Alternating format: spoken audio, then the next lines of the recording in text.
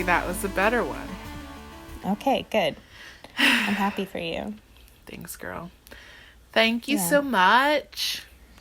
Oh, you're like totally welcome. You're like my best friend. It's hard because I have these like inner ear headphones in right now, and I feel like it's fucking up my not amazing abilities at doing accents. Just making them even worse. Yeah, I can't understand anything you're saying right now. Because it's not in a Melissa accent.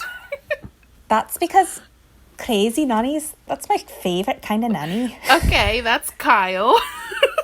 That's Kyle. Kyle says that. Yeah, he's the one that said that. Mm-hmm. Melissa can get crazy too, though. She was on... You're a snake. You're a snake. She was on Final Reckoning and got in a girl fight.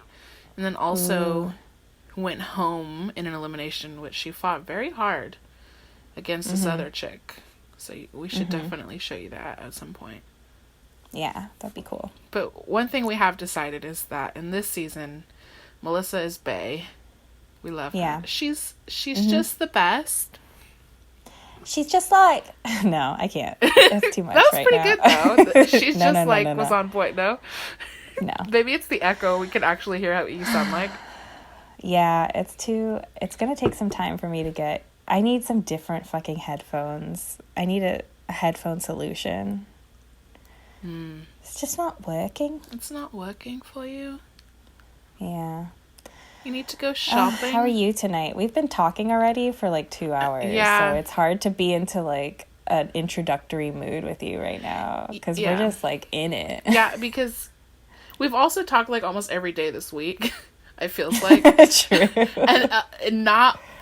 Like, we've talked about the topics we're going to be talking about today on the cuff as well, because it's such an interesting topic. But we're trying to do this thing, dear listeners, where we sometimes organize before we do the podcast. Yeah. But what ends up happening is then we start recording 3 hours after we fucking said we would. Yep. And, yeah, so hopefully we don't lose steam. We're getting so old, Liz and I. That's right. Yeah, I'm especially worried about you because you gotta work tomorrow. Today is Father's Day, dear listeners, or the last hour of Father's Day is among us. Yeah. Upon us. Did you spend it with your dad?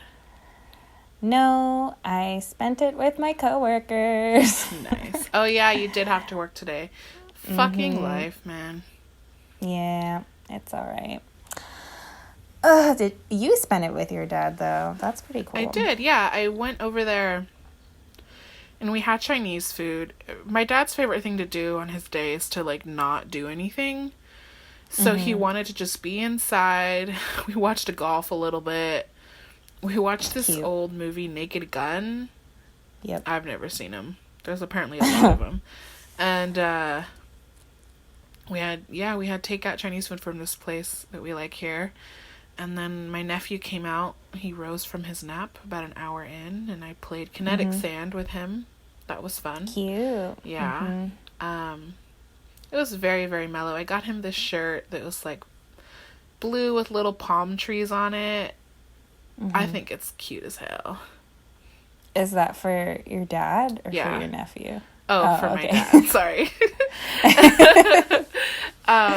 So it was definitely a mellow day. He is he's a cool dude, you know. Shout out to the dads out there. Shout out to Corey. To dads in all forms. Shout out to Corey, you know. And Kyle. Yeah, and Kyle. There's a whole lot of dads in the world that we just need to take a moment and just, you know, say thanks for the dad energy in your life. Whatever way that looks, you know? Yeah, for sure. And let us all remember that dads don't babysit their own children. They parent them. And don't let anyone ever tell you anything different. Right. So why don't you, take a moment to leave us a comment about your favorite dad. Yeah, I'm fucking with these comments. Please comment fucking hot Cheeto. if you're listening. I actually want to hear about your guys' favorite dad.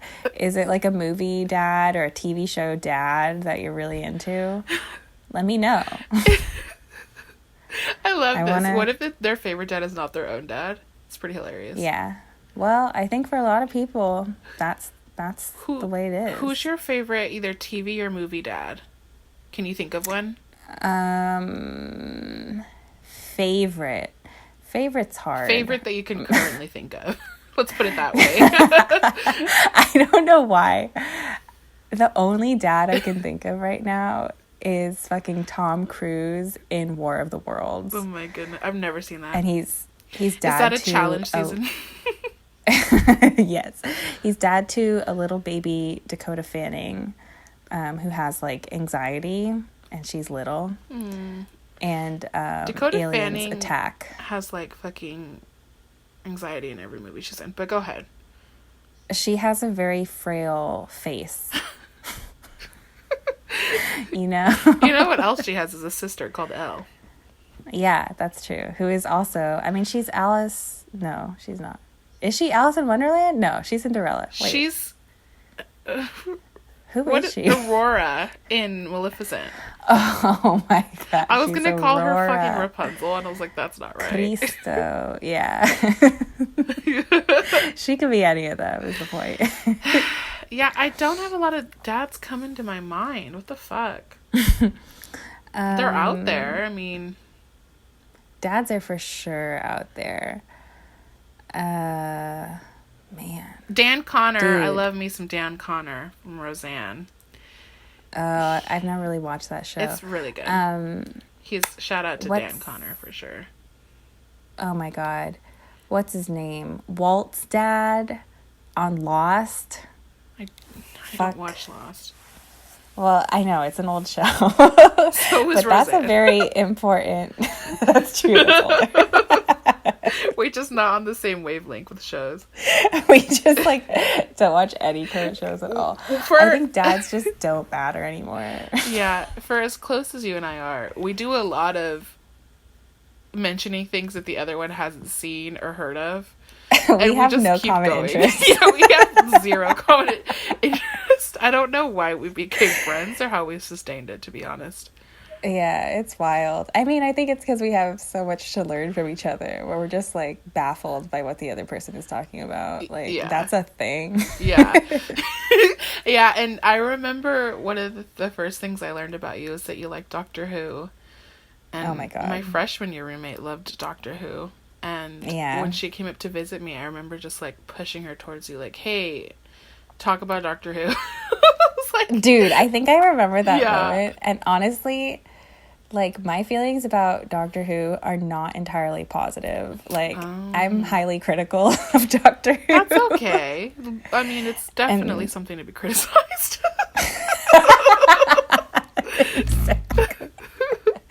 Yeah, but so I always feel a little uncomfortable when someone like compliments a Doctor Who shirt that I'm wearing or something like that, which is why I don't really wear them in public, because they're gifts, you know. I was about to say, it's odd that you're wearing these Doctor Who shirts if you have so many problems with it.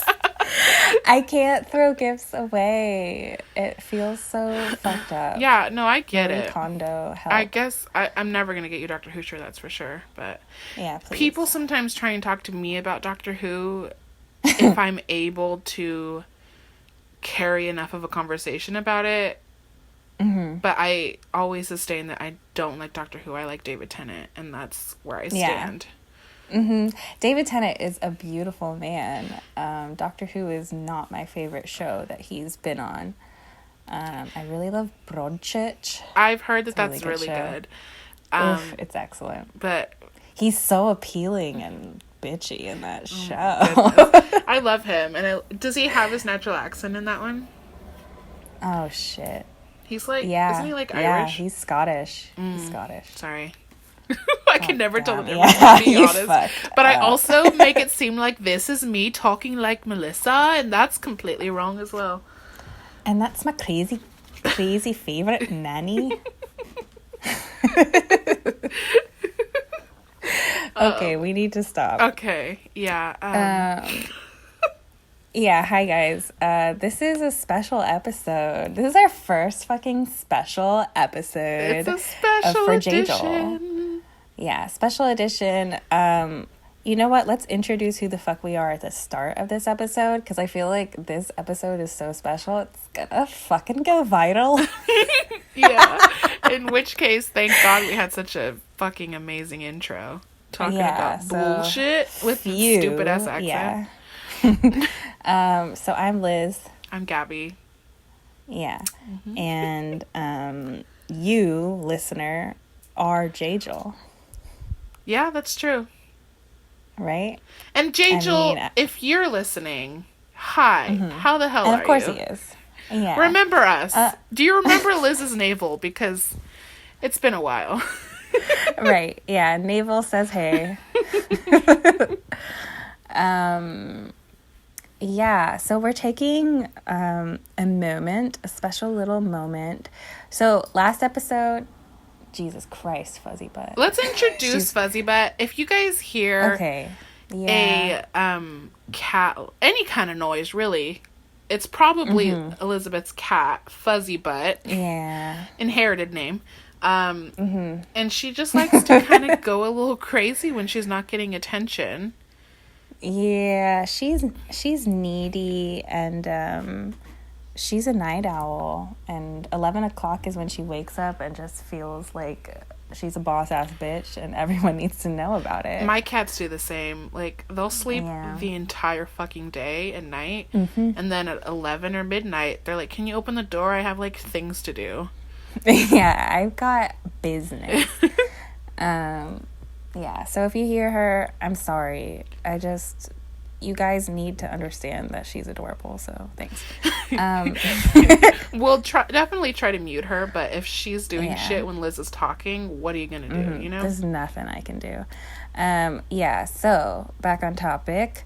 We are taking an episode to talk about all the basically off-screen shit that's been going on in relation to the challenge.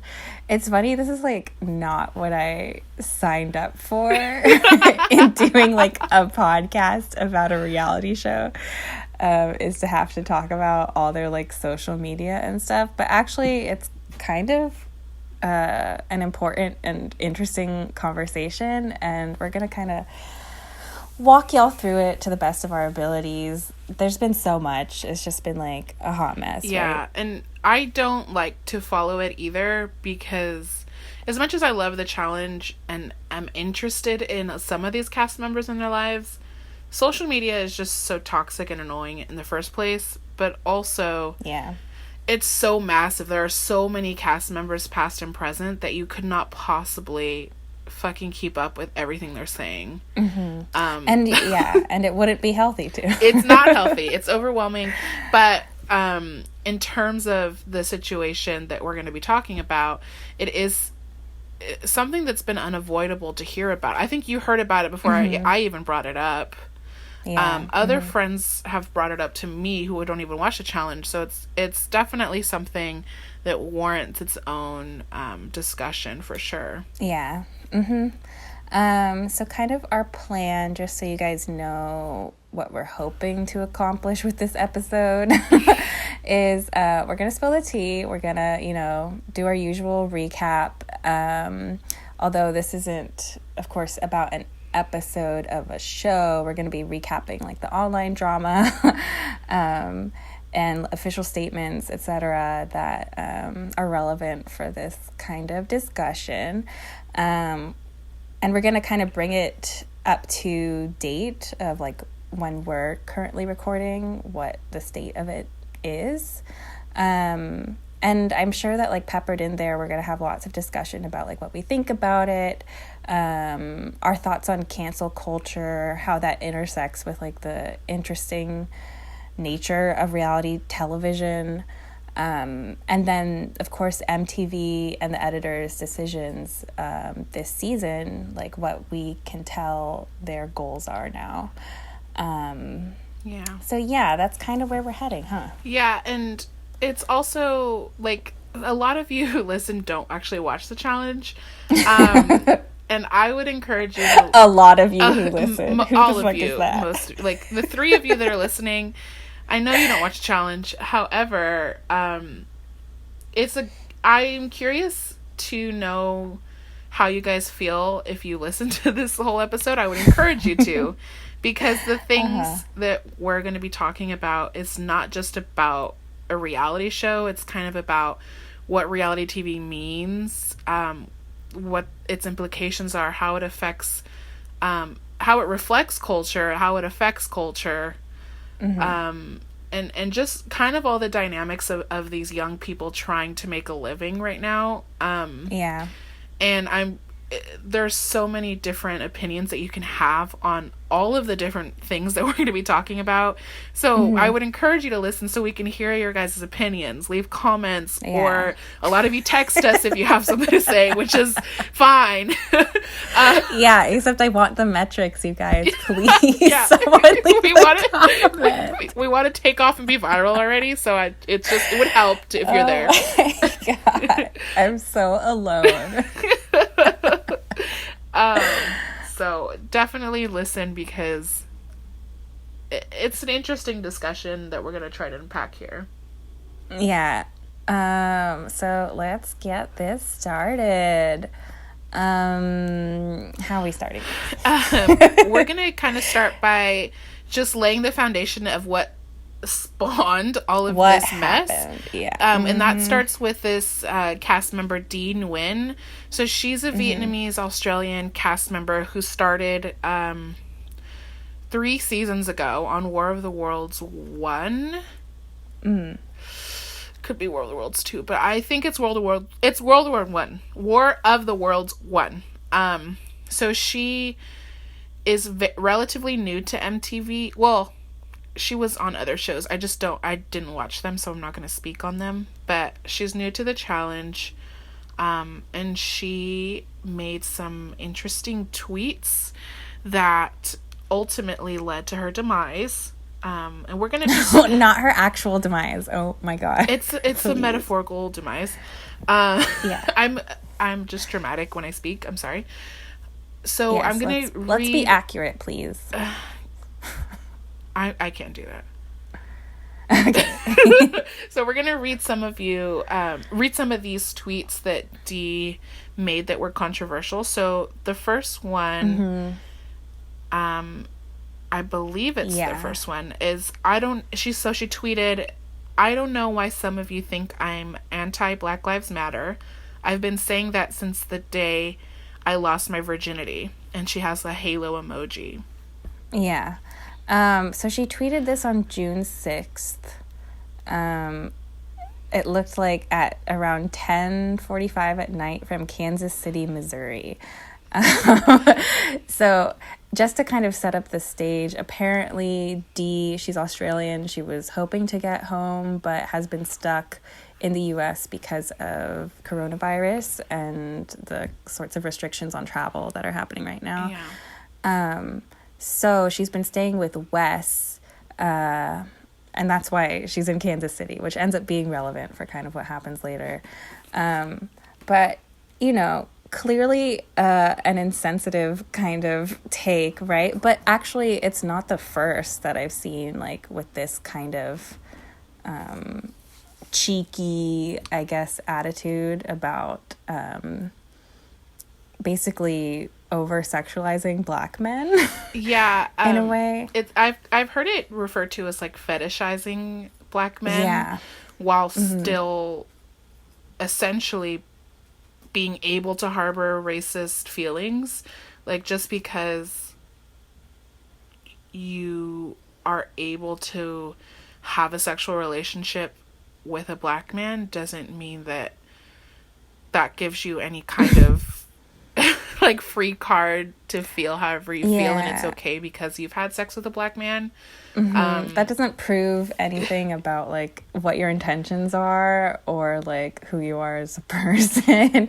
And when you look at the definition of a fetish, it has to do with like either a body part or an object, an inanimate object. So you're sort of dehumanizing, for sure, a black man if you do have that kind of fetishizing idea about it. So there's just a lot of implications in saying that kind of comment. I know that she probably meant it as a joke, but it has so much baggage attached to that type of statement. For sure. Yeah. And it's also like, you know, I've seen some kind of, before all this stuff about Dee came out, I saw some scolding going on online about like white women who were carrying signs to protests saying that like, essentially saying like black dick matters, essentially.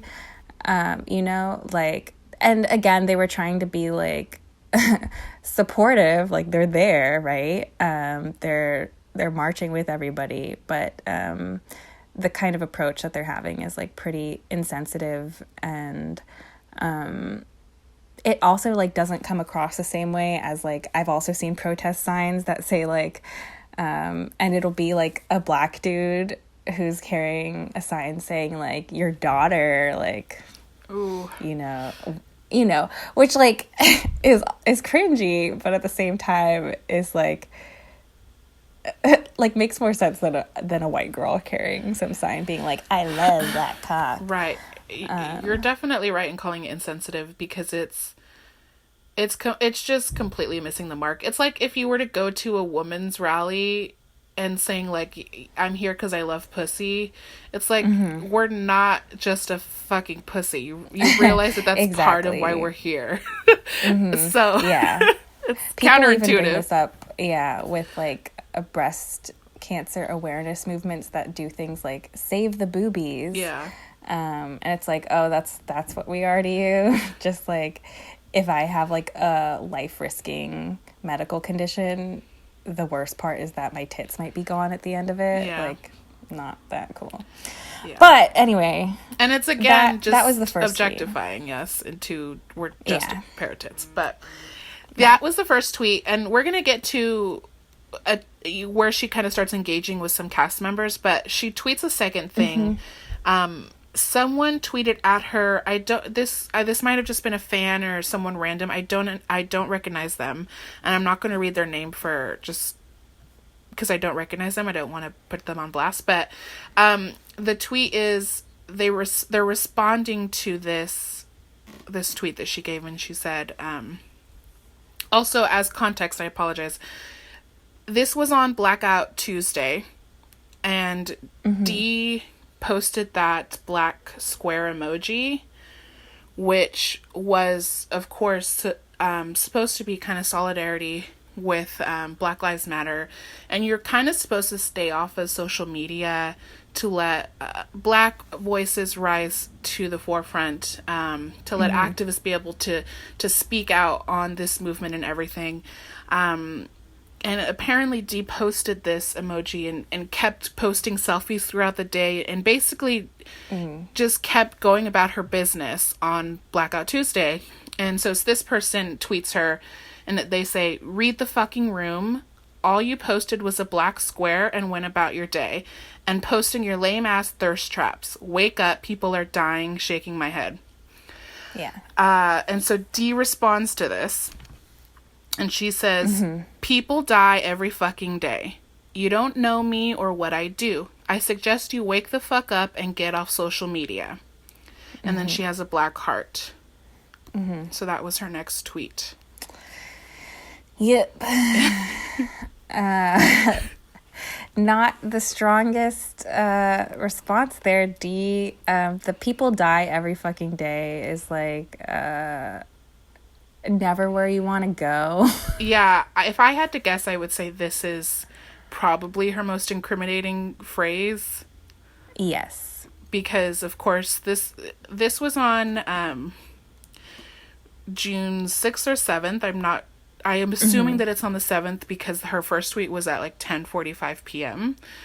And this was after that. So, yeah, you know, at this point, still, to this day that we're talking, which is a couple weeks after this, we're still very much in this movement sparked by the George Floyd murder and part of the movement is standing against police brutality and all of these Black lives that we lose all the time. So to say people die every fucking day is so dismissive and patronizing, and just, it's just portraying like that she doesn't care at all about what's happening, even though she's posting things like a black square, acting like she's with the movement. She's completely sort of taking away from that credibility with everything that she's saying. I mean, I guess so, but like, I think even from here, like, you can see that the way that she even wrote this tweet is like, it's so much in the vein of like the bad girl psychopath D that she's been portraying on this current season. And so like, I feel like even from this one, like, she's reckless. She's like putting on like a bit here.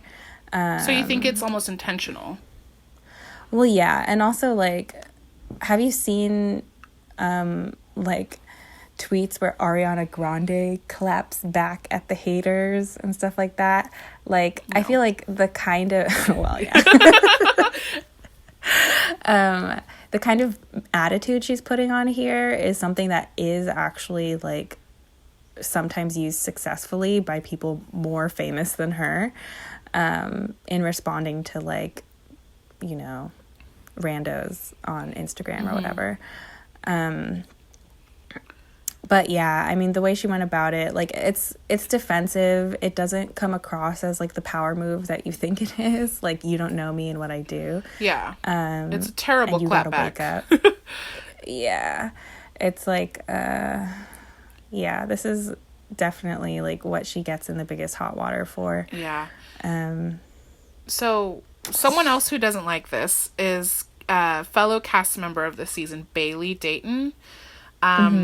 So she was on the season. I think they're both still currently on the season as it's airing. Neither of them have been eliminated. And Bailey, she's a Black woman that was kind of had some tension with Dee all throughout the season. Because as you mentioned, Dee has like this very bad girl attitude that she's been trying to portray all season. So Bailey responds to both of Dee's tweets. She has like a screenshot of both of those two tweets that we just mentioned. And she says, in all caps, "This is not how you support Black Lives Matter. I'm disgusted and disappointed. This is not a trend. This is life or death for us. Posting for clout about the death of Black people? Shame on you." And then she tags Dee. Yep. I mean, yeah, I don't know, like, how quickly after, I mean, basically, like, all cast members of the challenge seem to be, like, after this shit started, being asked by fans to, like, comment about this. So I would imagine that, like, news spread pretty quickly on Twitter, because so much of this happened basically that same, like, after Saturday night, just that Sunday. Like, all this shit happens. So, yeah, Dee, it seems like she's still in the mode where she thinks that responding to anything is going to help her. Yes.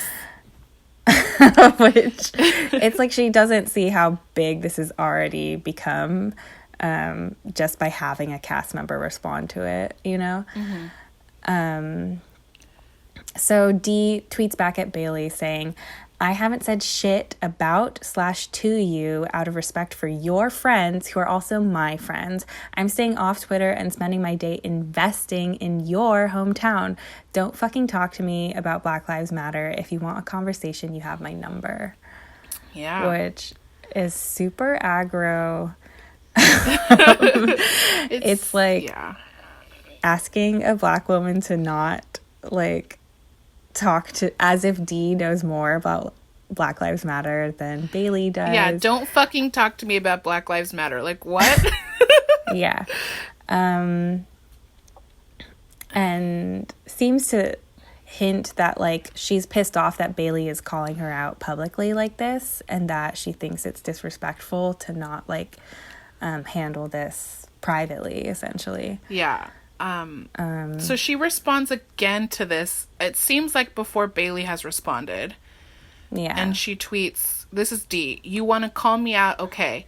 I fucking tweeted this when I was high, relaxing after a day of building a wedding arch for a family whose son has leukemia." Girl. And she capitalizes leukemia.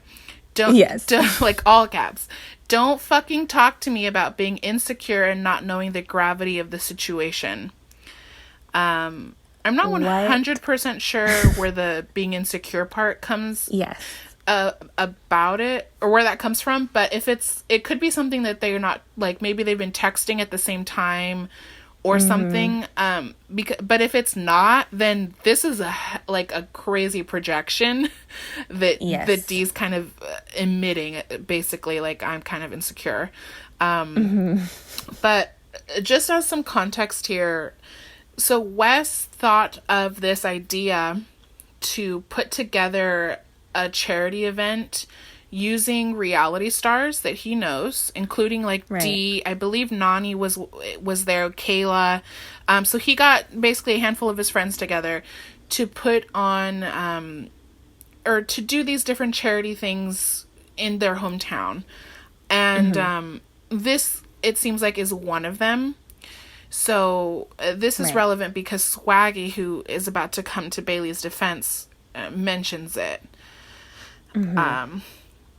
Okay, and I think I need to read the Swaggy tweets, go for it. Personally. There's a lot here, okay? So, reminder, Swaggy is Bailey's husband. Is that true, or are they just calling each other husband and wife? Oh, wait, that's a good point. Am I just convinced by their posturing that they're doing? Anyway. We apologize. They could be married, they could not be married, but they clearly consider themselves that committed. Yeah, for sure. Reminder, Swaggy just went home. Reminder, Swaggy does not have a photographic memory. Reminder, guys. Anyway, it doesn't mean that his tweets are not valid, and I'm going to read them right now. Dee acts like a villain on social media, then calls every cast member crying her eyes out every day, saying she's struggling and the fans hate her, and she has to, quote, play the part of a bitch. Fakest person on the cast by far, does everything for clout. A thread. See, the fact that it's a thread is pretty damning. Yeah. Next tweet. Deegan texts me, "Hey, make sure you tell Bailey to keep me blocked, and you still talk bad about me. I'm thinking of storylines for season 36, then, like, wink tongue emoji. Everything is not for fucking clout and drama. The fuck clown.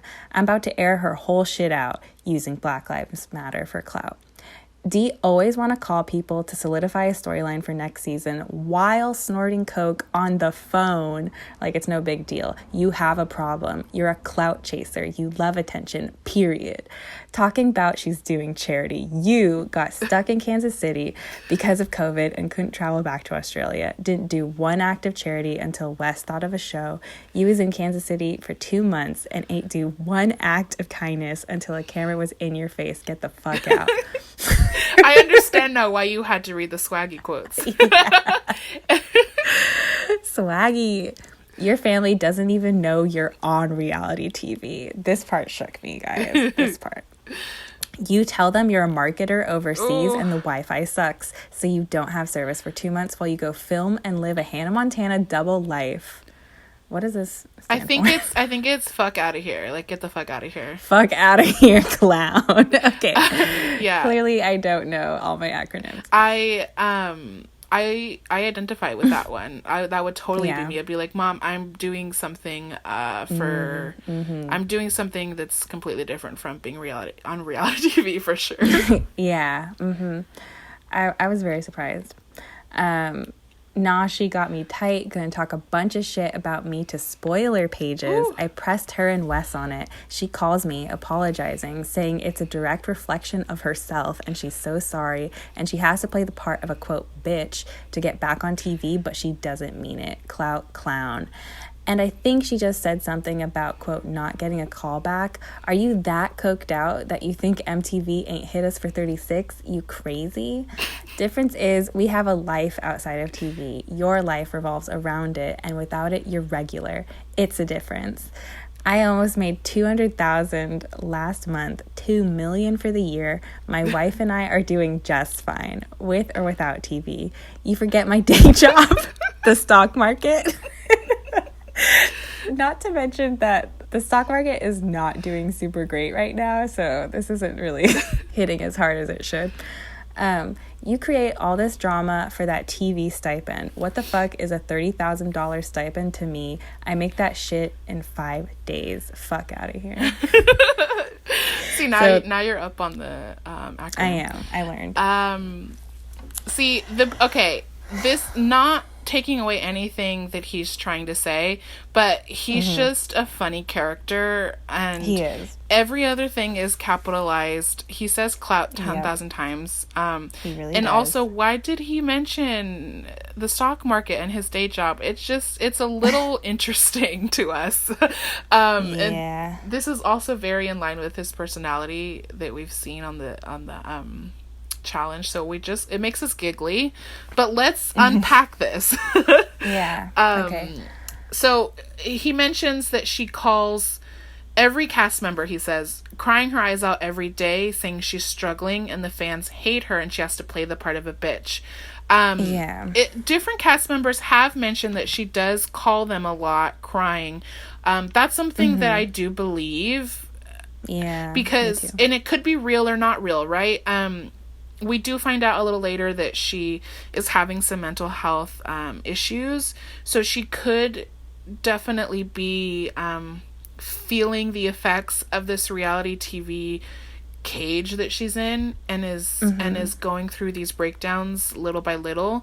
And in the middle of all of that, she is playing out this part of a bitch.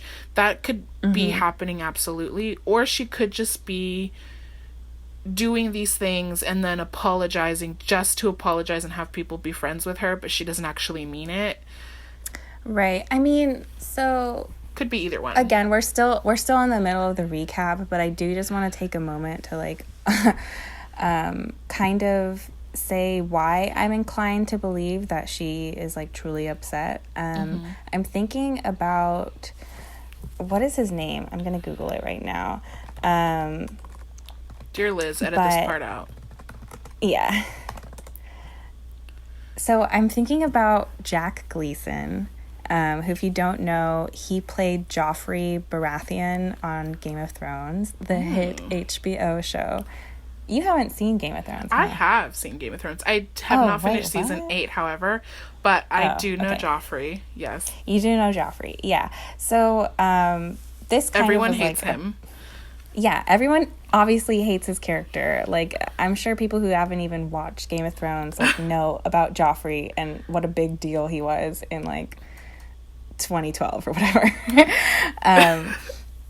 So yeah, super hateable character, completely lovely, sweet British boy actor who plays him in real life, who did a very good job being basically the worst and most disgusting kind of twerp king on this show. Yeah, and he didn't even have any redeeming qualities the same way that what was her name? Cersei. Yeah. I haven't seen the show in so long, guys, but there were parts of those types of villains where you could see some redeemable qualities, but he was just completely non-redeemable. Yeah, he's the sort of character who just keeps doing just despicable and violent things. And there doesn't seem to be a reason for it, which is the worst kind of crime, essentially. He's awful. Yeah. Anyway, and his actor, this is a huge part for anyone to get. Although, of course, transitioning from TV to movies is still a difficult thing. Even now when TV kind of has all the good writing. But more on that in a different podcast. So it's possible that he could have had a future acting, but he quit the field because of the response to his character that he got, and basically just like endless anonymous abuse when he's putting on a clear part. So that's like an obvious distinction between Dee, who is playing herself on reality TV, and Jack Gleason playing Joffrey on Game of Thrones. But even then, like, when people should have known that, like, hey, he doesn't have to be exactly like how he's on TV, they still basically, like, chased him off of that career path. And I don't know, just, like, being so familiar with that story and, like, sad about it, I can totally imagine that, like, if it's actually you, people have more of a reason to think that Dee Nguyen on the challenge is Dee in real life. And if they're watching you every week, you know, and again, we've been super critical of her too. Probably not as abusive as randos online, but like, and you're watching people just like talk massive shit about you week after week, tweeting at you, right? You're so vulnerable to people's commentary. And it's expected, it seems like, for you to engage with the audience week to week, like to be live tweeting it with them, to be promoting your episode and everything. So I can totally see, like, you're the one who knows whatever happens at the end of the season because you've already filmed it. And you just have to shut your mouth and take this abuse, like, a day in, day out. Yeah, you're like, contractually obligated to not say anything. I know, I'm tongue-tied. It's midnight. But that's makes a lot of sense. And I've heard because what they did was they did kind of like this British invasion at the beginning of War of the Worlds, which was they brought, like, it was like half of the cast was rookies and they were Brits. They were from reality TV shows from over there. They also brought Dee in from Australia, but they were basically not US cast members who are used to the type of heat that people from these shows get. And I've heard an interview, I believe it was with Kaylee from War of the Worlds 1 and 2. Was she on 1? She's been on since, like, Final Reckoning. But anyways, this cast member, Kaylee, was saying that she couldn't believe how things have gotten because she was on reality shows in the UK and fans are accepting and fine and everything's fun and blah, blah, blah. And here, now that she's on American reality television, the bullying that she gets online, the comments, the DMs, everything, she says that it's so overwhelming, and she's considered quitting before from it because it's just, it really fucks with your brain. And the challenge in particular, there's so many fans, and they have some diehard cast members that they ride or die for. And if you fuck with them one episode, you vote them in or whatever, your DMs will be blowing up. And Dee has done a lot of things this season that a lot of people don't like, and she's new, not everyone's on her side. So I can definitely imagine that she's getting a hell of a lot of heat. And also, and just supposed to take it. Just supposed to take it. And also with the decisions that she's making, I imagine that a lot of cast members don't fuck with her as much anymore. So she probably feels pretty isolated. And then being homesick on top of that, I can definitely understand oscillating between being okay and breaking down. Right. Yeah. This isn't an excuse, of course, for like anything that she's saying or apparently done, but like, just saying that, like, even if it's not an excuse, it's an explanation for like what's going on behind the scenes, because again, this is like something that played out entirely on social media. And I think like something that will probably be relevant many, many times going forward is like the fact that we're in a pretty novel age of social media right now, and the challenge has been on for as long as it has been, meaning that like a lot of the earlier cast members were doing things that may have been like as like damaging and problematic as what Dee's doing, but have had a super different outcome. Absolutely. And we can definitely get into some of that. Exactly. Mm-hmm. Okay. So yeah. Let's finish unpacking Swaggy here. So he says fakest person on the cast by far. So he clearly doesn't believe that she is coming from a place of truth, which he knows her on a different level than we do, but that's his opinion. And so he claims basically that she said, "Hey, make sure you tell Bailey to keep me blocked, and you still talk bad about me. I'm thinking of storylines for season 36. So she's trying to make this altercation with them into something that will be mentioned on the next season, which is definitely, it definitely reveals that she still doesn't understand how big of an issue this is, and that it's so much bigger than the challenge. And that does also kind of reveal that she's stuck in this loop, and all she's thinking about is a challenge, which is a dangerous spot to be in. Very dangerous. So just a couple other things that he seems to imply or says outright in these tweets are that, like, she's a cokehead, which is not great. A lot that of them are, she's doing performative charity. That this like whole building an arch thing is like not a genuine place. And also that like she doesn't have a stable income like outside of her work on TV, and that it makes her decisions like not the same as people who not everybody has a job outside of the challenge. For a lot of people this is their job. And Swaggy has his stock market, so he's definitely using that, like, I'm better than you. But if this is your only source of financial stability, then absolutely you take this stuff more seriously. And that, like, she's talking to, like, spoiler pages, which is just, like, a... It sounds, like, desperate. It makes you look bad when you do shit like that. So, that's kind of where Swaggy's at. He was defending Bailey. I think it's because you had... I mean, of course, Swaley are a couple. But... Baggy. But still, having two current cast members, like, of a season that's still airing right now, call you out, like, I think that is why this picked up so quickly, and why also it like went kind of mainstream, not just like reality people were hearing about this, like Gabby mentioned. So it just kind of like spiraled out from here. Are there any like main things that we want to hit in this recap about what happened next? Well, I think we can just mention that Big T kind of entered the conversation a little bit.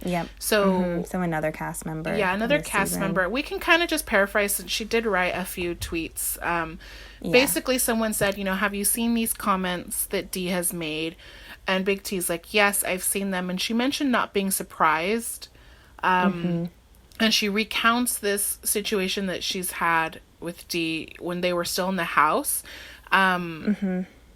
Basically saying that because she didn't know the name of a certain musician, she doesn't mention the musician, Dee basically acted like she was disappointed in her and said, I'm blacker than you are. And Big T mentions that she wishes that she had said something in the moment, that she had told Dee how much that statement hurt her, because essentially she was stereotyping Big T. Like, if she's like, if you don't fit this stereotype, then you are no longer black. So there's some hurtful things going on there that was implied by this, again, what Dee probably thought was a joke. And so that's kind of what Big T had to say about it. She didn't get super aggressive or anything, but she did want to enlighten us to that scenario. So I think, like, there were a bunch of, like, older cast members that also, like, got in on this. But I'd say the next most important move that kind of happens that same day is that Wes tweets out something. Yeah, and remember, they're in the same house right now. Yeah, so Wes is kind of hosting because this is Wes's hometown, right?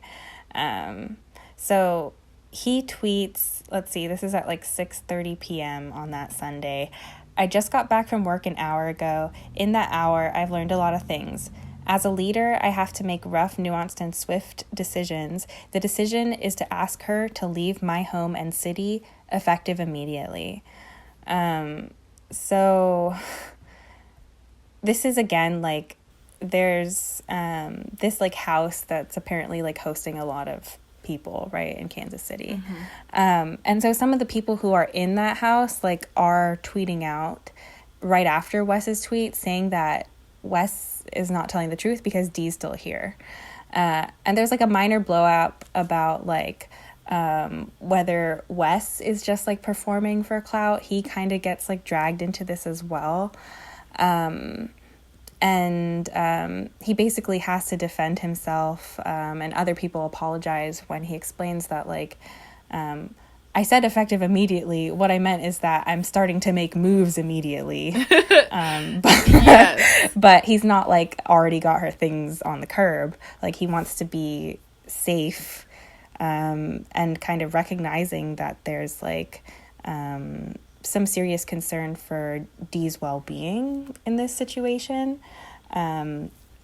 So that's kind of where that's at. Yeah. And then the next day is kind of the most important. So that Monday, pretty late at night, the Challenge MTV account makes, like, an official statement, right? Which is, I just banged my elbow really hard. I thought it was fuzzy. No. Okay, here's their statement. As a result of Dee Nguyen's offensive comments on the Black Lives Matter movement, we have severed ties with her. Out of respect for our challengers, we'll air our season as planned. We'll come back to this. We strongly condemn systemic racism and stand with those raising their voices against injustice. And then they reply to that with, like, a link about, like, learn more about being an ally, to a page called Anti-Racism Resources for White People, which is kind of hilarious. But yeah, so, like, within, you know, like, a little, like, under 2 days, like, Dee tweets this shit and basically, like, she's out of there, right? Yeah. Like, she will apparently not be coming back for the, like, reunion episode either. Right. Yeah, and they've done this before, not the severed ties part, but they've had people not invited to the reunion. One in particular I'm thinking about is Camilla, who also, she did a string of things, which we can get into because it is rather relevant. But basically, she wasn't invited back to the reunion. But she's supposedly blacklisted. They didn't come out with this statement. Yeah. And so this is kind of the first time we've seen such a strong move from MTV. Like, we just want everybody to know we don't fuck with her, is basically what they're saying. And people had mixed reactions to this, for sure. We're pulling up a few of them. Well, okay, before, just because we're kind of covering this chronologically, I think I forgot to mention that, like, before, like, so still on Sunday, Dee has already posted an apology on Twitter. Okay. Yeah. Saying, I'm sorry for the insensitive tweet I posted earlier. I was being defensive and not speaking from my heart, but there's no excuse. I also want to extend an apology to Bailey and Swaggy, who are my castmates and deserve my respect and compassion. Black lives matter to me every day. I'm trying to do the best I can with what is currently accessible to me. I'm off social media for a few days and will only be posting on Instagram from now on. Stay safe. So that's her first apology. She makes another apology after MTV cuts ties, right? That apology is a bit more in-depth. It still has some weird typos in it, though, which are interesting. Yeah, but, that's an epidemic, right. for sure. But so she posted a couple apologies. I'm not sure the chronological order of them. Is there another one before people start reacting? So I think after MTV like made their official statement, you did get like people reacting pretty quickly on that, like former cast members. So there was a mix of them. Gabby showed me a couple clips about like who these people are. Yeah. Which was pretty interesting. Yeah. So one of them is Cheyenne Floyd is her Twitter name. So she's a past cast member. For anyone who's been tuning into the challenge, she's actually Corey from this current season, his ex, and they have a baby together, Ryder. Right. So she said, wish y'all had this same energy when I did the challenge. And she has like that yawning emoji. So she's clearly not, I guess she's basically airing out that she didn't feel supported on her stint in the challenge, which I think she only did one. And basically I showed this clip to Liz. The people in the house, mostly males, kept calling her Chantel as opposed to her actual name, which is Cheyenne. They also referred to her as Simone at one point. And so she just didn't feel like anyone had her back. So that's where that's coming from. And she's also with this tweet kind of like starting the discussion about like who else in a way. Yeah. Right? Yeah, absolutely. There's another one from Leroy. Roy Lee, of course. So he says, this is a great start and a step in the right direction. But, he capitalizes but, I wish you guys would have had the same energy in the past when I was called racial slurs. I hope you continue to keep that same energy with current and future cast members, ! So he kind of he says the same thing, same energy. They both have said that. So even though Leroy has a more positive outlook on it, he's definitely, both of the tweets are admitting that there's an inconsistency because this behavior in the past has kind of been swept under the rug. But in this case, Leroy is hoping that this at least sets a precedence that they will continue, hopefully. Right. Yeah. So yeah, there's like people kind of like coming forward. You see this a lot, right? Like after someone makes like an initial, there's a call out and then there's someone saying like, I concur, here's my experience or whatever. And often you do have this kind of like spillover of like lots of other people kind of saying their take too. You even saw this recently with the like canceling of Leah Michele from Glee. I don't know if you saw any of that. I did see that. Even like Ellen DeGeneres too, right? That Ellen DeGeneres is like mean. Got like a whole big movement on Twitter too. Yeah, but she's not canceled at all. No, she's still very successful. And I think that's like a big point too, is that like these people are, yes, they are on TV, but I would call most of the challengers, perhaps all the challengers, except for maybe Johnny Bananas, who is good enough to be on Bad Chefs or whatever that show is. And Johnny has his own show right now where he like goes and does shit on camera for fun. Right. But the rest of these people, I would argue, are like minor celebrities, semi-famous, right? And like Swaggy pointed out, a lot of them just do the challenge, you know?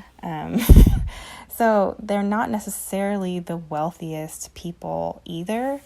So something to kind of keep in mind. Yeah. And I also just want to kind of read this tweet that's on this thread after basically all the replies to MTV's decision. So this person says, "Kay, but you let Camilla win $500,000 after calling Nelson and Lee the N-word. You let Jordan make gorilla noises at Naya. And you let Johnny constantly berate Cheyenne because he didn't respect her enough as a person to call her actual name. So y'all could have some drama. Which is... there's the second part. And sent Simone home after she broke a bottle because a man physically assaulted her and then edited it as if she was the issue. And these are just the things we know about. And there's so many other ones. There's also the issue of a blackface. I know you've heard about that. Even not having that watched was in our that trivia season. episode. That was, so Camilla again and Emily, this challenger Emily, they put on blackface to basically dress up as her partner at the time, which his name was Ty, and it was aired on the regular episode. Of course, we got to hear cast members' reactions to it. They all thought it was horrible. But at the end of the day, both of those girls went on to do several other challenges. One of those girls, Camilla, she won that season. The other girl won, like, the next season or something like that. So basically, it didn't affect their standing on the show.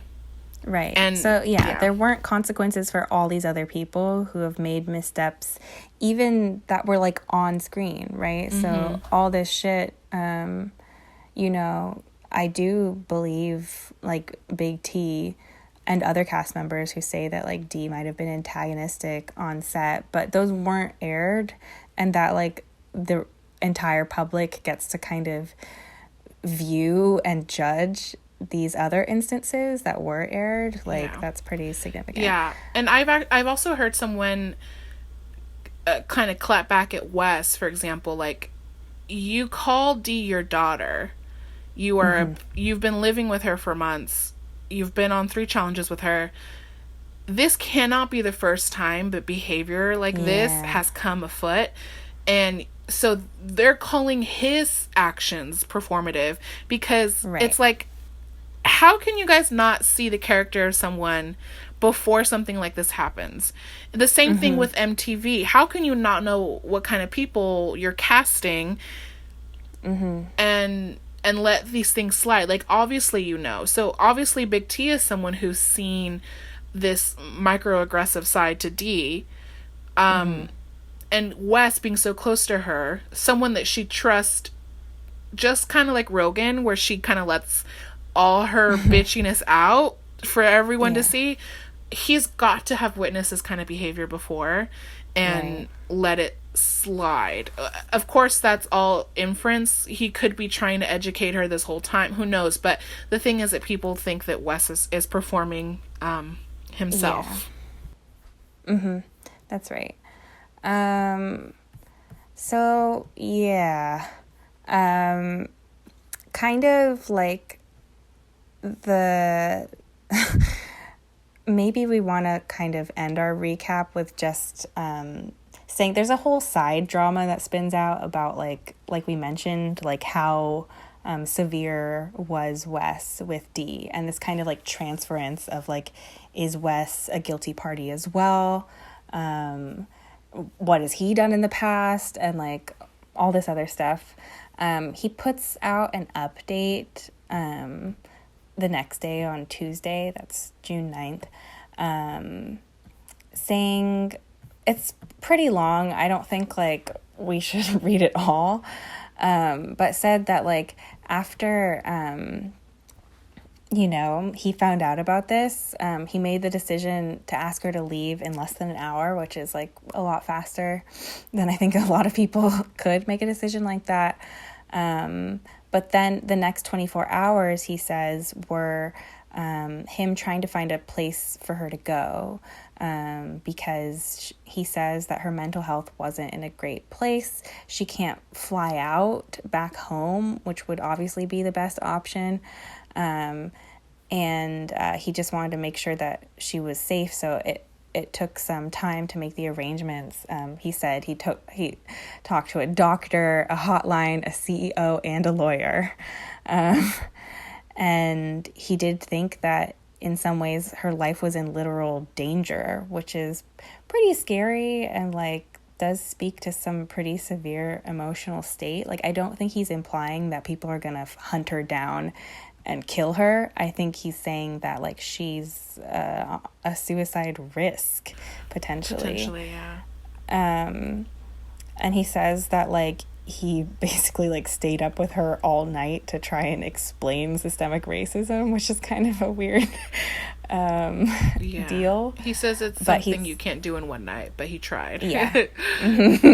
Right. And that he says yesterday, so the Monday, we suppose, we successfully landed her in what I'm going to refer to as a mental health lodge. We've sourced daily psychotherapy sessions in an effort to essentially build her an outpatient care program for when she eventually leaves. Where she'll go is unknown at this second and not the current priority, but my best guess is Australia. I could not have done more faster. Now that I can breathe, please give me time and privacy to grieve for all those affected by the last 48 hours. Yeah. So, Wes is a businessman.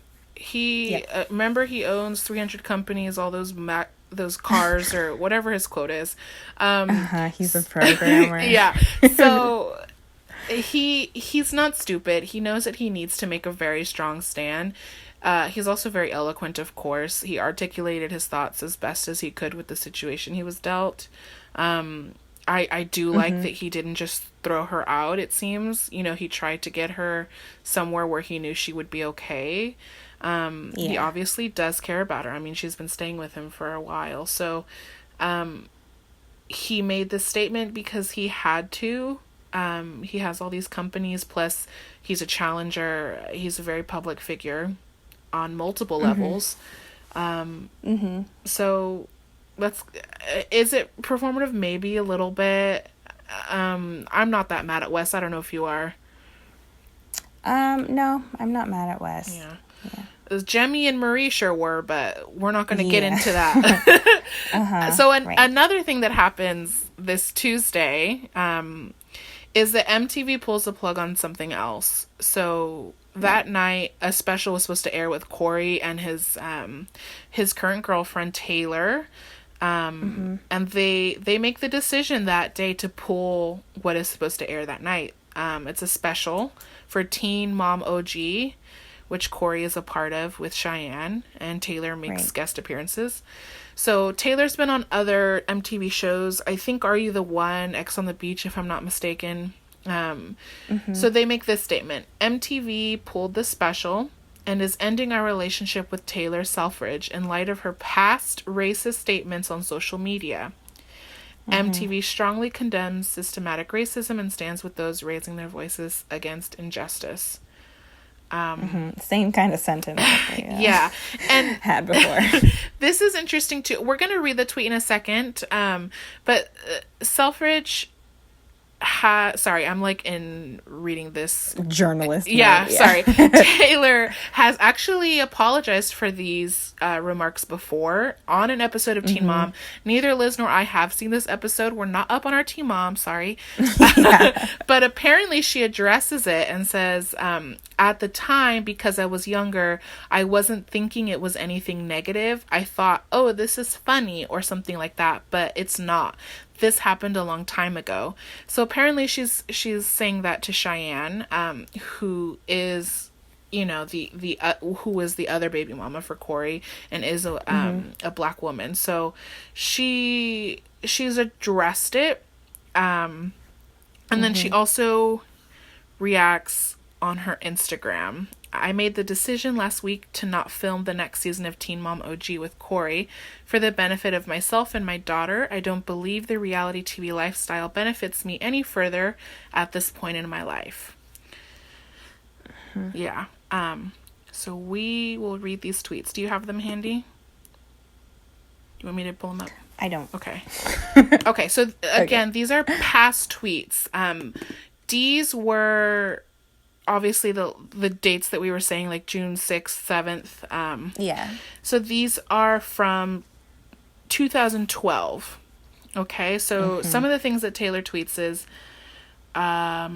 we have to greet everyone at work, but sometimes I won't greet the black people because they scare me.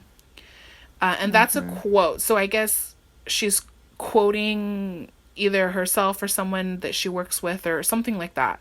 So that's unquote. I won't say names. Ha ha ha. She then says, "Bwaha." This is a different tweet. Bwahaha. She does that a lot. Sorry, guys. Never. I hate it when white girls talk like they're black. She also tweets, quote, "Black pussy is probably really scary," and then she tags someone who presumably said it. Another one is, "Every Hallow weekend I get punched in the face by a black girl." She's another quote, "You don't hear about no black people getting attacked by no shark." Again, another ha ha ha string. And then this other one that just says, "I'm black," and that's not quoted. And then another one, "I really want to be on the challenge, OMG." I love how this thread just threw that in there. And then another one, "I want to go on the challenge so bad." And then the last one is, "My uncle is dating an Asian. Aunt Ping, please make me sushi." Cool. Yeah. So not cool, of course. Yeah, I mean, I hope you could tell that. Yeah, not great. Also, it seems like it's well before she's been on the challenge, right? Well, she's never been on the challenge. Oh, okay. So she's been on X on the Beach and Are You the One? Yep. But she clearly wanted to be on the challenge, but never got casted. Yeah. Mm-hmm. Gotcha. And guest appearances on Teen Mom aside. So yeah, that's like, presumably she's been hired and signed a contract with MTV many years after these tweets have been out and circulated. So it does kind of start off this like interesting, right? So this is the second, and it seems like so far the only other person that they've kind of distanced themselves from and made an official statement about. Firing her, essentially. Firing her, yeah. And, you know, it kind of starts off, I guess, the kind of discussion that we want to have. But I think the last thing that kind of we need to fill everybody in on, and we did mention this last episode, but so that all happens, you know, we're talking about Tuesday, June 9th, and then June 10th, episode 10 of the challenge aired, right? And this was a super heavy D-centric episode. Episode 11. Because episode 10 was 11. Johnny and Wes fandom, you know. Oh my God, I'm sorry. Episode 11 aired. This was Dee's episode. She went in the elimination, did the tunnel visions elimination against Maddie. That was super brutal. And then she came out like victorious. Victorious, and also like a demon like come to fucking kill you. At the end of it. And if so you remember, she was betrayed. Which is why she's so angry. But we don't get a whole lot of that storyline.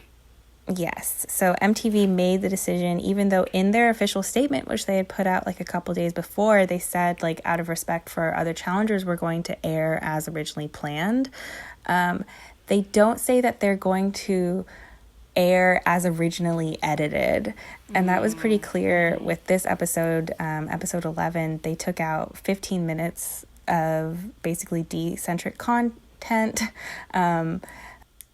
Apparently it was okay to show the Canadian viewership that content. I guess things aren't as touchy up there. Canadians are perfect, and there's nothing will destroy that. I think that's what they're trying to tell us.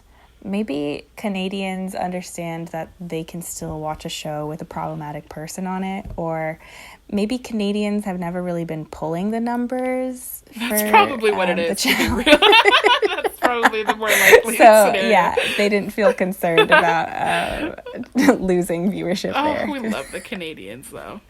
Who knows? But so we did get to see those 15 minutes edited, and then we're talking about this a couple days before episode 13 is set to air, right? Right, yeah. And so at least with 12, I think we both thought pretty strongly that that episode had been edited so that the runtime was still the same. It wasn't missing 15 minutes of material, but they probably had swapped out a lot of Dee's scenes because she's just like straight up, even in places she's on tribunal, the scene of her on tribunal, there are almost no cuts that show her face. So it seems like they had enough time to do a bit of a tidier cleanup with that one. Right. And she was on, since she is on tribunal, she was on the winning team. There was like no stream of consciousness coming from Dee. We didn't hear how she was feeling during the challenge, what her strategy was. Right. And that's pretty rare for the winning team. So it's clear they're being very mindful with that. And the first time with episode 11, like Liz said, they just cut out the 15 minutes. It was super sloppy. It was just like obvious that that someone called and like edit it out, anything Dee edited out, and then they just did the guillotine and put it out there. And pretty short deadline on that one. So now they're trying to just kind of edit her out quietly, but clearly we're noticing. Yeah, right. So yeah, that's kind of the rundown, guys. I think it's obvious that there's so many different things that you could talk about in relation to this drama. We've already brought up a lot of things. Where kind of do you want to start? Like with your initial reaction, or like kind of what your strongest opinion is right now? Oh my goodness. What a loaded question. I know it's a lot. Well, I think, do you have a strong initial reaction or that you want to talk about? Because you mentioned you needed to process before we even spoke about this, and I definitely have processed a lot, and my opinion has not changed, but we've researched this more than we've researched any other bullshit for this show. For sure. Because it's so much to unpack and it's so much to think about, especially when you consider that these people, as reality characters, are mirroring real people. And so there's just so much complexity there that you really have to sort of think about what decisions were the right decisions, what people's motivations are, why are they doing and saying the things that they are, and where is it really coming from, and how does it affect us in terms of, is this something that we could see from someone that we know? Right. Yeah, there's so much here. I think maybe a good place to start though is like kind of like with the outcome, right? So the outcome is that Dee and Taylor have both been fired, aren't going to be apparently working with MTV, and Dee is not going to be on the reunion episode. So I'd say you could argue there was a move, there was an outrage and an uproar from people on social media asking for MTV to make a big move and sever ties. And that is the outcome that happened. I don't think that it necessarily would have happened if people weren't so pissed off about this, right? This is like a clearly influenced by cancel culture, and also like just how the heightened awareness of Black Lives Matter, the movement right now, in the moment that we're having, like kind of puts this added pressure on a lot of companies, a lot of brands to be performing correctly because they're scared of how many people will call them out if they don't. Yes. And no one probably thinks that it's noble, but let's remember that it's not noble because it's all based on money. MTV doesn't want to lose viewers over this. Perhaps if we don't edit Dee out, people won't watch the episode. Yep. And brands are wanting to come out with different things, you know, like we're celebrating Juneteenth, don't come to work. They want to show solidarity for this movement so that people keep buying their shoes or whatever it is, you know. So that's definitely problematic in itself. And I think like it's crazy too because like of course you can make the argument that they're doing this to save viewership. I think that their actions are totally in line with that. But also, you could kind of understand that having this level of publicity, the fact that normies know about D being canceled from the challenge, that's giving the challenge like probably a boost in viewership anyway. Just that like people are like, oh yeah, the challenge is airing right now, maybe I should watch the next episode. Yeah, it's definitely true. And I do want to just mention Jemmy, lovely Jemmy, she herself texted, I think it was a text, it could have been a DM, I don't know, MTV, and was like, you need to do something about Dee's tweets and everything. So they probably were getting similar messages from maybe not other cast members, but a whole lot of fans. So that pressure was unfortunate for Dee because she lost her job. And then she's in the US. I don't know if she has a visa to work. I'm not sure what her situation is there. But yeah, I think the point is that like the timing is super salient to this because the timing like adds that pressure like we mentioned, and also kind of is making Dee more vulnerable because like she's stuck in a country that's not her home, and also fucking everyone has time to blast her online because we're in a quarantine where everyone's just like stuck at home anyway. Yes. But on the other hand with Taylor, this is all from something that happened in 2012. Definitely incredibly hurtful and ignorant things to say, but it did happen 8 years ago. So did they do this simply because the special was going to air? Did they do this because there was other pressure from people because it was going to air? I'm very curious as to what those motivations are. If it was simply because now they're thinking about everything that they're putting out, and if it's problematic, then Taylor was the next target. And the thing that I'm concerned with this is that it opens the doors to where are these lines they're going to draw. Because if you're going to go digging into people's past for problematic tweets and things that people have said, we have a whole lot of those from challengers for sure, but I'm sure a lot of other MTV shows. Totally. And are they going on a witch hunt on this? Are they stopping after Taylor? Are they just going after women? I'm very confused. Exactly, right? So like, you know, beyond the question of like, was the decision right? Like everyone can kind of have their own opinion on whether they think that you know, MTV was acting morally in this, if they were just chasing that coin, like what exactly their motivation was, whether it was the right thing to do. But if they're going to make a rule, are they going to apply those rules equally? Yeah. Because it seems like so far, no. We've only seen these 2 women get fired, not other people who do have bad tweets out there, like Rogan and Maddie, apparently. Both, just saying some really offensive, like, ignorant shit. Yeah. So, yeah, there's also the question of, like, are people guilty by association? We've kind of touched on, like, Wes being called to also be canceled, that he's supported Dee in the past, like Gabby said, like, should know that this is part of her personality.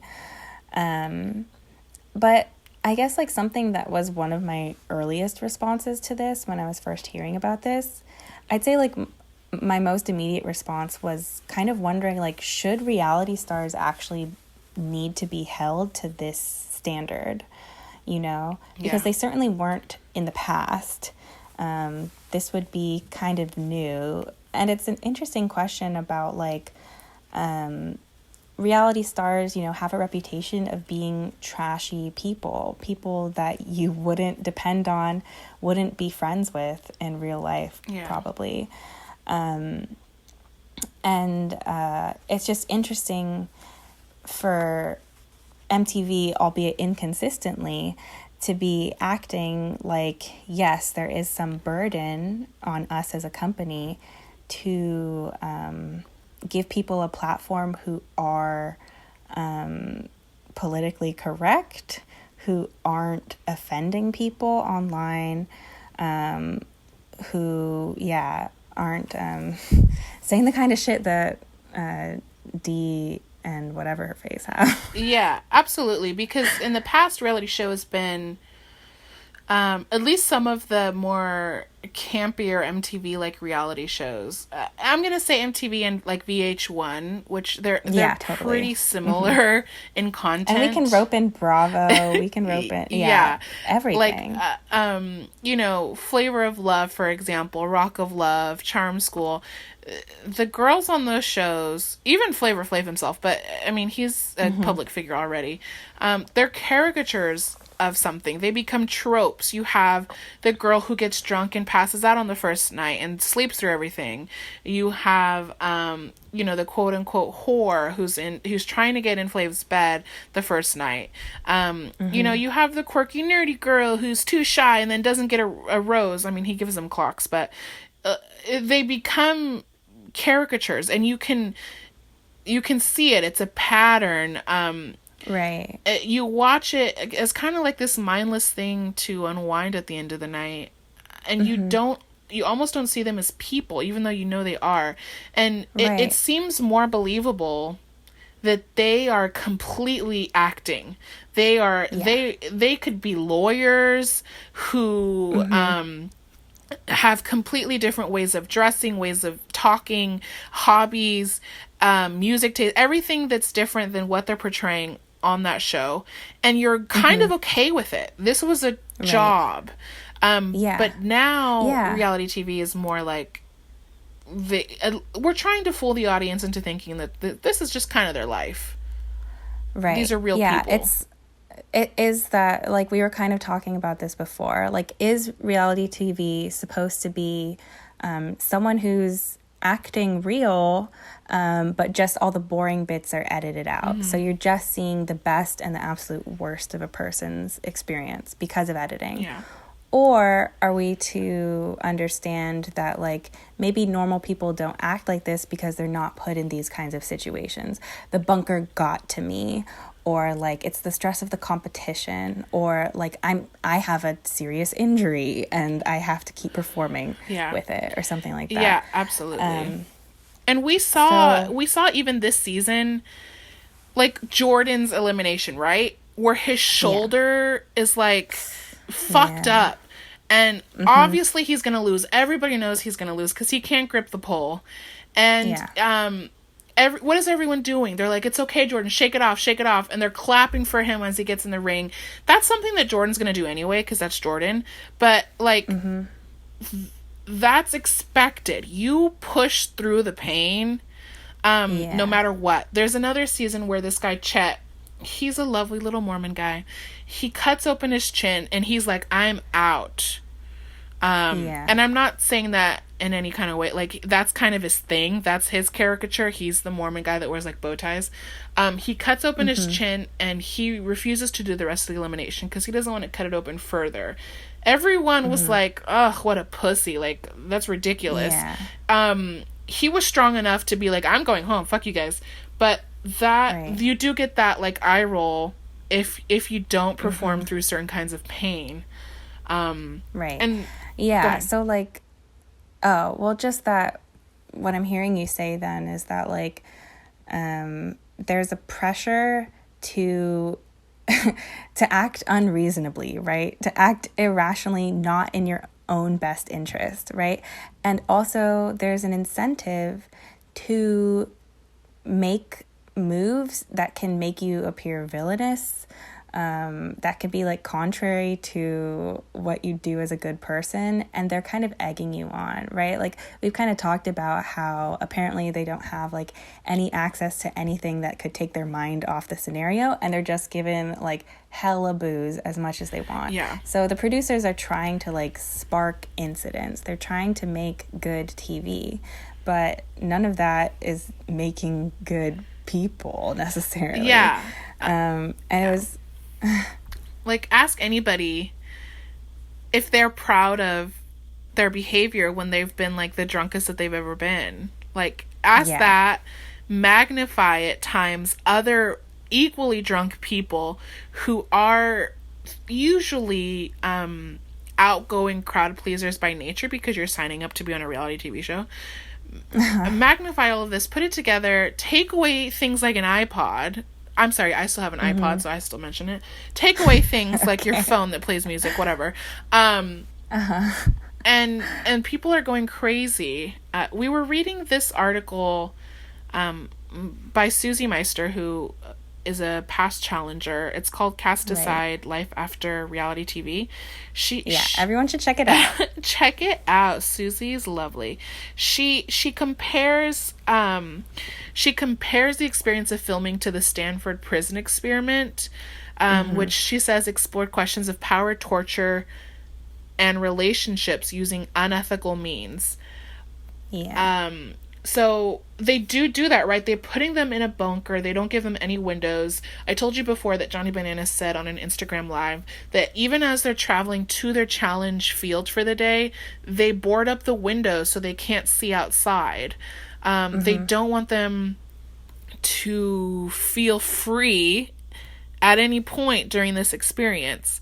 They're sort of trying to corner them like rats. And of course, we're supposed to be shocked when they lash out and do something crazy. And then also, we're somehow expecting people to leave that all behind when they stop rolling cameras, right? Absolutely. Which is totally like what is hidden in Swaggy, not Snaggy, in Swaggy's remarks is that like Dee doesn't seem like she can shut this off. And that has also warped her perspective on like what is acceptable behavior in the real world. And a lot of people go through this on the challenge because if you're doing challenge after challenge, you start to you can't. The lines between reality and real life are blurred. Reality TV and real life are blurred. Right. Because if someone does something to you in the show, right? Someone votes you in who you were cool with all season and you're like, what the fuck? And then the next season you guys are friends again, they do it again. Or if someone you hooked up with, you were starting to have feelings with, they're hooking up with like 3 girls the next season. All of these things are real to you, but you are not supposed to feel anything because it's a game, quote unquote. It's a game. Right. Don't emote.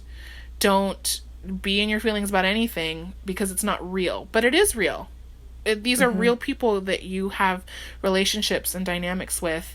These are real things being done to you. And then when it's over, you're supposed to forget about it, be cool. And then in a few months, the next one starts up and it happens all over again. Right. And like she talks about like that there's so many examples of people not being able to do this, like people on the challenge specifically who've come off the show with PTSD, who've come off the show with like severe career-ending injuries even, you know, and certainly like how, you know, a relationship with alcohol or drugs that is unhealthy too. You know, and like this need to feel like you always have to be interesting and doing something that's going to give you screen time. Otherwise, they're not going to call you back.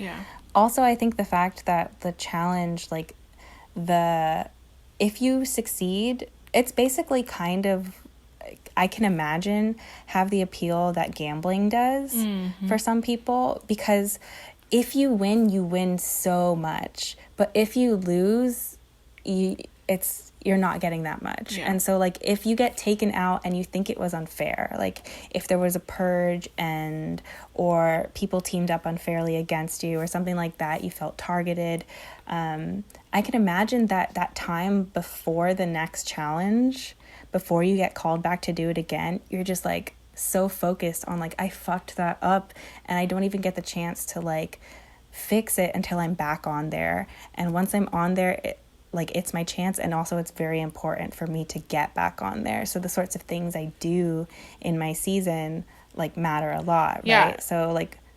And you'll be more desperate about it, too. Mm-hmm. And we've been kind of wondering, like, you know, Casey might be, like, swimming her way to the final, but will she get called back if she's not, like, interesting enough, you know? Yeah. And for someone like Casey flirting with Nani, as she has been, like, on this season, you know, that's been kind of her only storyline. Yeah. That's been, like, the only thing that's given her, like, an outside, you know, viewership beyond just, like, whether she does well in that day's challenge or not. And so, like... Yeah, and I'm telling you, if she does not hook up with Nani, she's not getting a callback. And that's a joke, of course, but it's true. You need to do something crazy. And you're absolutely right in the gambling aspect. Like, people want the championship ring, and they come back, Liz, for 10 seasons, season after season, because I just need to win. I just need to win, then I'm done. I need to win, and then... But they don't win. Very few people actually are champions. And, well, that's not true. There's a handful of people, but the challenges before were very team oriented. So you could have you could have a team of like 15 people, and there's like 4 people doing the majority of the work. There was that vibe before. Now, to be a challenger, a champion, you really have to fucking be a beast. Right. And so many things can happen. So it's also like the people who've gambled more are kind of at a disadvantage, because the people they're recruiting now tend to be like more physically capable. Yeah. And also potentially like more conniving, like possibly fake people. You see like a lot of takes from cast members about people being fake, and how it makes it not fun to be on this show. And there's the reputation is so important. Like, Dee went on this season really wanting to repeat her performance last season, because she doesn't want to be a one-hit wonder. She wants to prove that she can win again. That's why she's been so fucking ruthless this season. She's sort of not afraid to backstab a few people, or at least think about backstabbing a few people. And so that's so that she's not a one-hit wonder. Jordan, we saw him going nuts earlier because Tori still can't get her championship. And at this point, she's on like her 5th or 6th season. And now she's not one of the people who can win a challenge early on in her career. So the reputation aspect is getting to both of them. Right. And so this is all very important to these people. And of course it plays into how they interact with each other both on and off air. And also alliances are huge, and people will be texting you months before the challenge even starts. Like, hey, are you going to be behind me and voting with me this time? And who are you with? Who else is coming? Like, it's so stressful. There's an inherent part of this game that is played before recording starts off the air. So it's easy to see that like people can just get in this mode of like, the time when I'm not on the challenge is when I'm setting up the next challenge that I'm going to be on. And if you also factor in, they generally have about 2 challenges a year. Sometimes it's 1, sometimes it's 1.5. But if you think about that, and it takes a couple months to film it, and then then it airs, right? You have like a month or 2, then it airs. You're doing all this social media bullshit, watching the episode like, hey guys, I didn't really mean that. I meant this. I did actually try to not vote for her. They just didn't air it or whatever. Then you go to the reunion and film that close to when that's airing. So that's probably another couple months of bullshit. At this point, it's 6 months after you even got there. And then you have maybe a few months before you're already texting people to set up for the next one. So it's like, you really only have a few months, maybe, and they're sprinkled. They're not back to back, where you're not thinking about this every second. Right.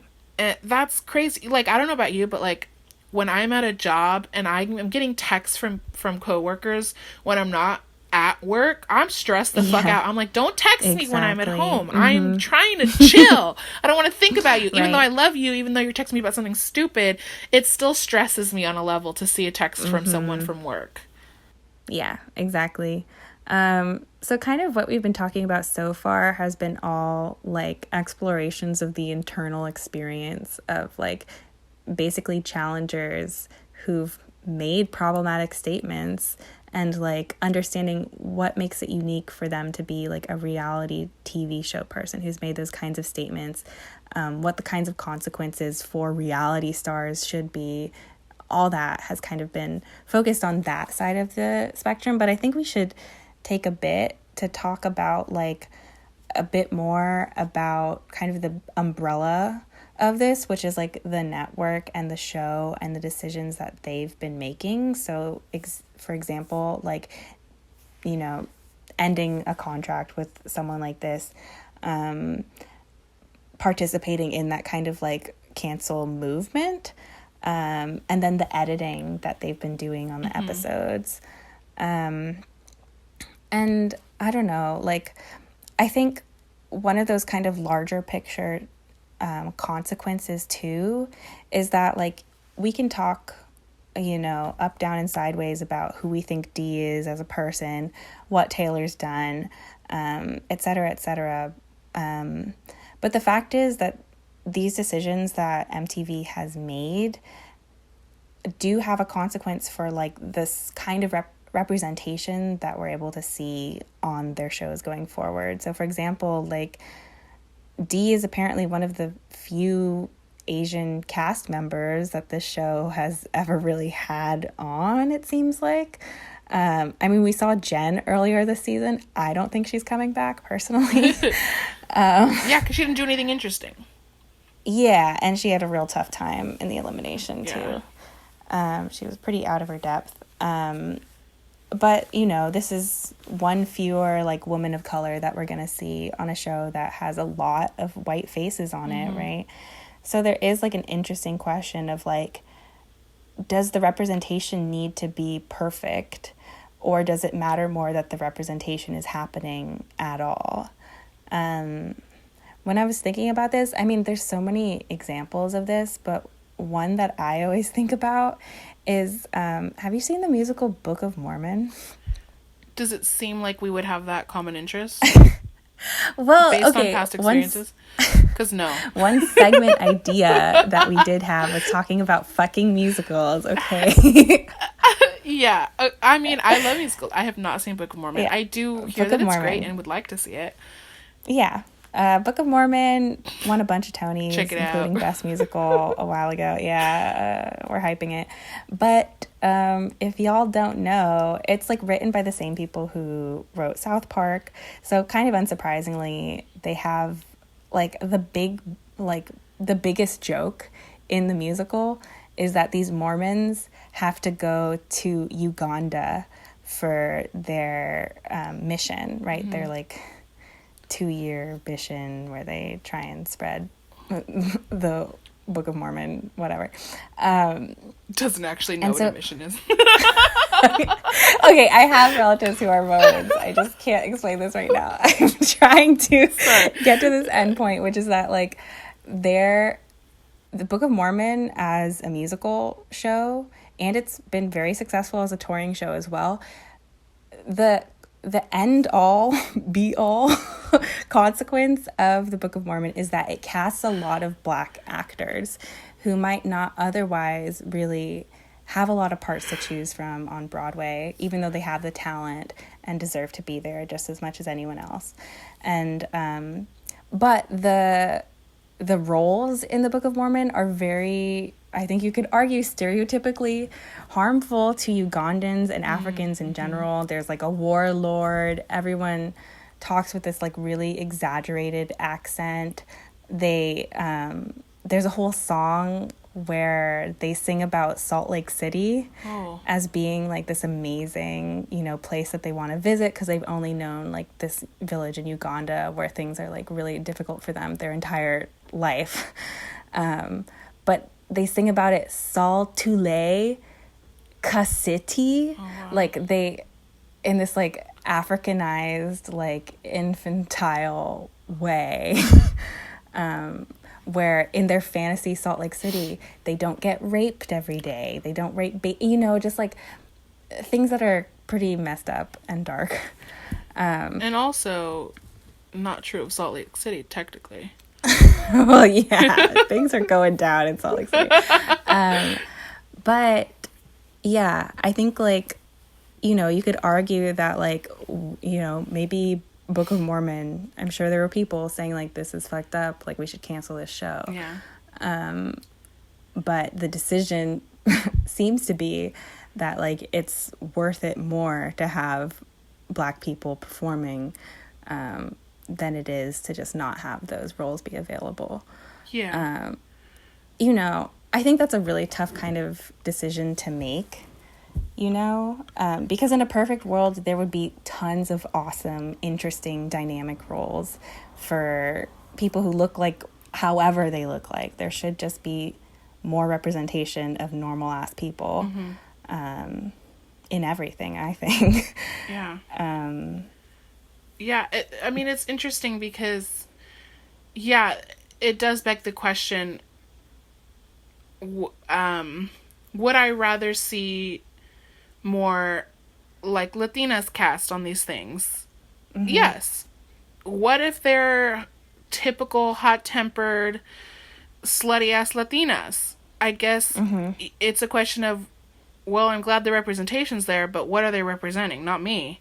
Yeah. Well, I do have a hot temper, and I'm slutty as hell, so that's not the best example. But, yeah. But, like, I guess, and people will have different opinions on that and different answers, right? Right. Different people who are part of Dee's community, for example, you know, she's Vietnamese. Some of them may have agreed with the decision, and some of them might be thinking, but you took that job from a Vietnamese woman who is clearly doesn't have a backup right now. Yeah. And so if you think about it purely with, we need to have diversification in the job market, period, then this is a very problematic decision, because that's one more person of color on this network, that has a job right now. She's unemployed right now. Mm-hmm.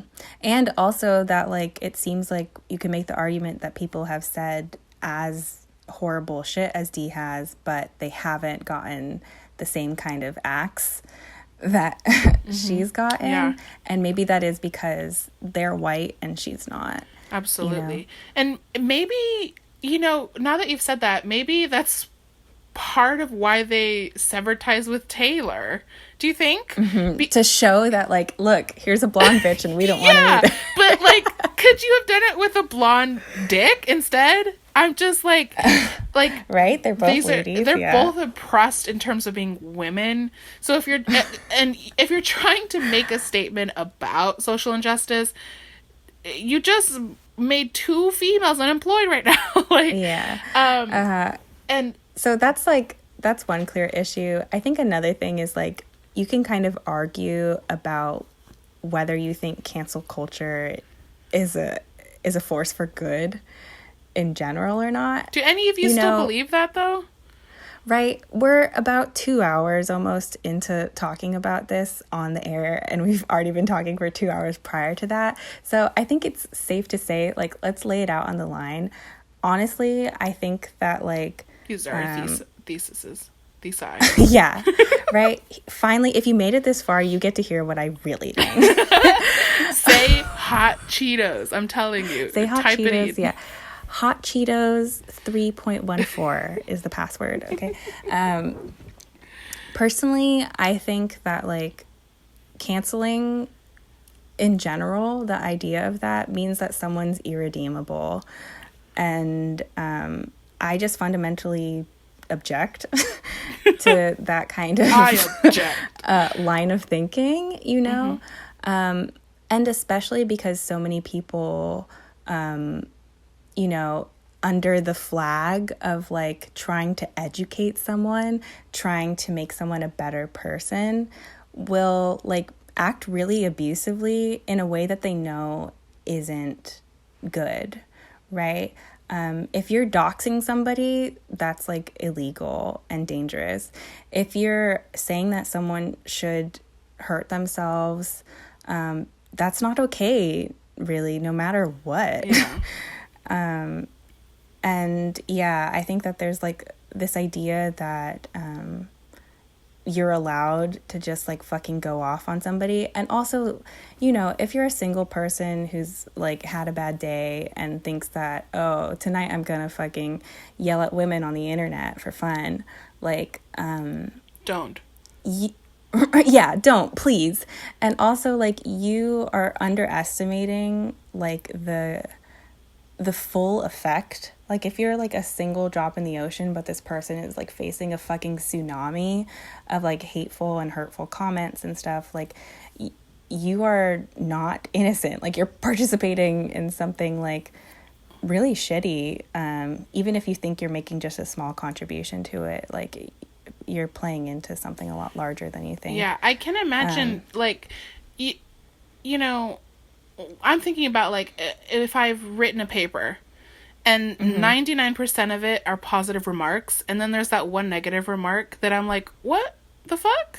And I think about it for like a week, and that's true. And it's one thing that's kind of minor, and I can't imagine if that remark was you're a stupid, lazy ass, dumb bitch, or whatever the fuck people say online, and then you magnify that by millions, and it's like that. So many of us take these negative comments so hard just in real life, being normal people who don't necessarily have confrontations with people every day. And then to get that at such a high level and so consistently is crazy. I can't imagine how that feels. Yeah. I obviously agree with you, but I know a lot of people might make the kind of argument of like, well, you signed up to be a reality TV star. You signed up to be an influencer. That has responsibilities that come with it. And they also might see themselves when they're abusing these people online as like punching up, right? Like, I'm just a regular person and nobody with my 200 Twitter followers. You're some like person who gets sponsorships on Instagram and is on TV, and fuck you, I'm allowed to do this. Right? I think we can all agree that bullying is bad, and that's just kind of the end of the statement. There's no but unless you signed up for blah blah blah, or unless you make a lot of money, or unless you've been on TV. Bullying is just not okay. And also, and you're not doing good. Don't try and lie. Yeah, you don't care about this person. Yeah, and like, also think about what is making you so angry, because you're probably not okay. And that's not me being a bitch. That's me saying, like, honestly, none, like, the people that are making such hateful comments is because something bugged them that day or that year. And also, Liz and I talk about how stressful the job market is for us every day. And it's like that for everybody. It's a scary time for the economy. Jobs are not easy to come by. Careers aren't what you thought they would be. It's after life, or after college life is not what you thought it would be. And so many of these at least newer cast members are probably feeling the same things, and they're just trying to make a fucking living. And yes, it's on TV, and not everyone would do that, but, like, honestly, being fired from MTV is scary, because now she has that reputation, and what is she gonna do? It's crazy. Yeah, personally, I don't think that it was necessary, honestly, for MTV to make this move, because they're just like, they're not following their own rules, and that's just shitty. Also, I think that, like, right, we've talked about the profit motive, but the other thing is that, like, I would like to live in a society where there's a certain expectation, a certain, like, lower threshold of media literacy that is expected in every person. And I think you should be able to watch a person that you don't agree with on TV. I think those people, you shouldn't be living in a bubble, especially when that bubble is just like profit driven, because that's even worse. And you know why you should be able to do that, and why that's okay, is because it will help you in real life when you meet people that you don't fucking agree with. And something that we've talked... Oh, yeah. No, you go. For it. You go. Oh, okay. Well, something that we've talked about too is that, like, you showed me these clips with this dude called... No, I'm gonna set this up because you are gonna fuck it up. Okay. The Min. Okay. The Miz. Okay. So I showed Elizabeth these two clips, or that was a few clips, but so I have been again watching The Challenge 15 years. Hi, love you. But I also watched a lot of Real World, and The Real World, when it started, was a very different show than where it ended up, and also where The Challenge is. It used to be, in this article we were reading, we learned that it was put together by someone who had produced soap operas and someone who was was working on the news. Was he a newscaster? Like a journalist or a documentarian or something. And so they wanted to create this dramatic but documentary type of show, and that's what The Real World was for a long time. We basically just watched people sit on their couches and have conversations. That's what a whole mess of episodes were in the beginning, and it was very popular. The Real World is iconic. It has records for bullshit that I'm not even gonna name, and people were watching it, right? And even if you've never watched an episode of it, you know what The Real World is. And so people were watching it, and one thing that Susie says in her article is that it had, even though it was trashy TV, it had cultural, what does she say? Cultural relevance? Like a cultural purpose. Yes. And that's very important to me as a viewer of anything. And so I showed Liz these clips of Back to New York, which is the season where we have The Miz, Mike the Miz, and Mike has always, since he was little, wanted to be a pro wrestler. Spoiler alert, he is now a pro wrestler. He's won the championship of whatever. He's a very famous, successful wrestler. He just had a baby not too long ago. He's doing great. Mike the Miz, we love you. And he... oh my god. So there's a few clips of him having these arguments with his fellow cast member Coral. And so Mike is this he's very lovable, but he's this kind of ignorant, sheltered, white, typical frat guy who parties a lot and hasn't discovered a lot of artistic and intellectual stimulation in his life. He's just he's just that guy, you know. He's really funny and makes an ass of himself, and you like him, you know. And Coral is she's just a very outspoken, hilarious African American woman who's not afraid to confront tension when she feels it. And so there's a lot of scenes between her and Mike where they sort of have an argument. And one of them, well, maybe you can recount what you understood of the couple I showed you. Yeah, I mean, the first one you showed me was like, there's some kind of house meeting about something completely unrelated, but Mike decides this is a good time to bring up how upset he is with Coral and how he invited some friends over to the house. This is The Real World, remember? You can do that shit, I guess. Yeah, back then you could, for sure. Yeah, and she had been openly disrespectful to them, and she kind of like claps back saying like, hey, you were the one who were shit talking your own friends before they even came over. You were calling like girls like bad names. What did you say? Well, like a panty droppers. And he said this is all from Coral's mouth, but she said that he said that they're so stupid with it when he talks to them he loses brain cells. Yeah, exactly. Talking shit about his own friends and then expecting Coral to like treat them with reverence when he actually brings them by. And all Coral did was like say peace when she met them. Yeah, she's like peace and like left. You know. Yeah, which I've definitely been introduced to people who've done the same things to me, and I find it hilarious. But you know, she's making the argument like, your friends are gonna fucking see this, and let's see what they're more offended by, like me going like peace for 1 second, or you talking this kind of way about them. So that was one clip, and he was also silent after that. And he was in his confessional. He was like, I did misjudge her because she's blonde and whatever, and that was a mistake. Talking about his own friend, yeah. So, yeah. He had some... so he had an educated kind of... moment. Clarity there. Another one is, like, Coral is, I don't know, talking with some other dude about... They've just come back from some kind of, like, exhibit or something. Yeah. And they're talking about how they were, like, doing something, like, culturally out there, like, seeing some cultural spectacle in honor of Black History Month, and it being February when they filmed that. And they're kind of, like, quizzing the, like, white cast members who are walking by, asking... I mean, it's not a very fair setup. Well, they asked this chick... Well, because Mike's sitting there, and he's like, oh, it's Black History Month. And Coral's like, see, this is the kind of shit I'm talking about. And she's doing it in that funny way.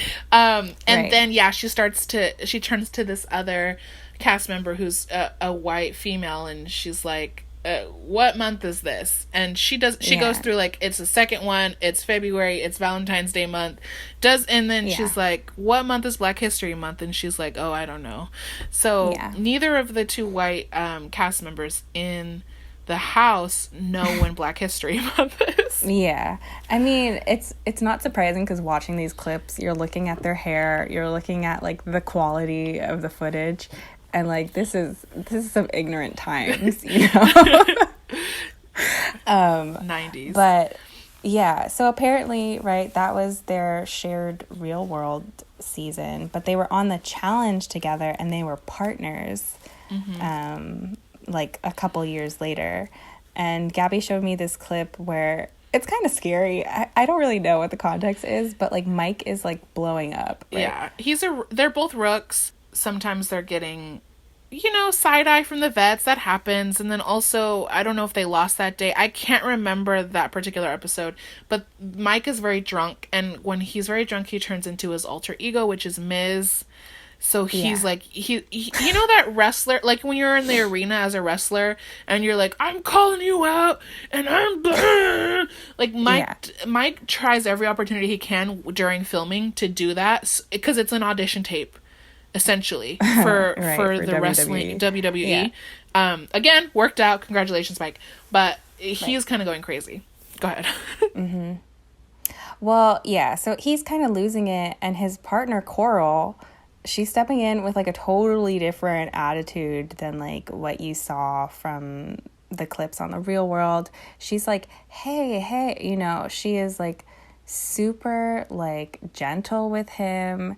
She's saying, like, I know you're a good person, like, you don't need to do this, and, like cautioning him, but also, like, protecting him in a way. And they, like, go in and have to, like, confront the people who are pissing Mike off, and he, like, blows up and storms off, like, kind of as expected. She, like, makes some excuses kind of for him to the people at the table, and then she goes to follow him and, like, is, like, super, like, supportive. She, in confessional afterwards, like, is like, I love that guy, you know, I care about him, he's come so far.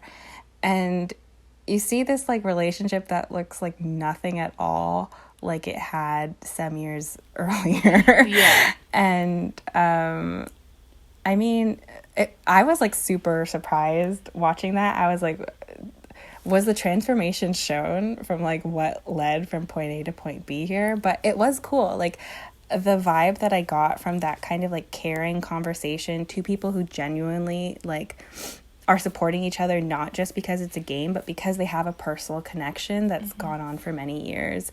And that is, like, a cool thing to get to see on TV. Like, think about it. How many chances do you get to see, like, two people who are old friends go through something and it's supposed to be real? Like, these are not actors. They are, like, people who keep their names when they're on TV. You just don't get to see that a lot. And, you know, I'd say that, like, MTV should understand that there is, like, an audience for people who want to see, like, real conversations, real opportunities for people to actually get educated and not just be canceled for whatever bullshit that they're pulling. Because, like, we don't apparently have moments like that on the challenge. Like, I haven't seen something like, I've seen a lot of backstabbing and like conniving by fires, but I haven't seen really, I've seen girls supporting each other, but I haven't seen like an educational turnaround on this season, really. Yeah, we do get them every now and then, but there's nothing like the vibe of the old Real World. And it could just be simple things like when it looks so old, you think it's realer. Because like if you have this super mega produced like 5,000p fucking thing, and they're like sitting by a pool lounging by this big old mansion talking about something, it doesn't have the same weight. But that's true. Yeah, I the reason that I showed that to Liz, and I think the reason she's bringing it up now, is because it was a touching thing to watch, because it layered both of their characters. If they had just, like, let's say they had treated, the word panty dropper the same way that they would treat, like, a racial slur or something, and they wanted to close the door on Mike. Right. And kick him out of the house at that time, and that's all we saw from Mike ever. First of all, that probably would have ruined his career, and he would not be a pro wrestler right now. He would not have met his pro wrestler wife, and they wouldn't have had a baby. Well, damn. Yeah. But also this beautiful relationship with him and Coral, and they went on to do several challenges together, and they had a beautiful relationship that wasn't without its hiccups, because of course there's the complexity of the males who treat the game like I treat game with no emotion, and Coral's like, but you're my friend, why you vote for me? Anyways, lots of saga there, but this understanding, she said, I respect him, I admire him, I'm proud of him.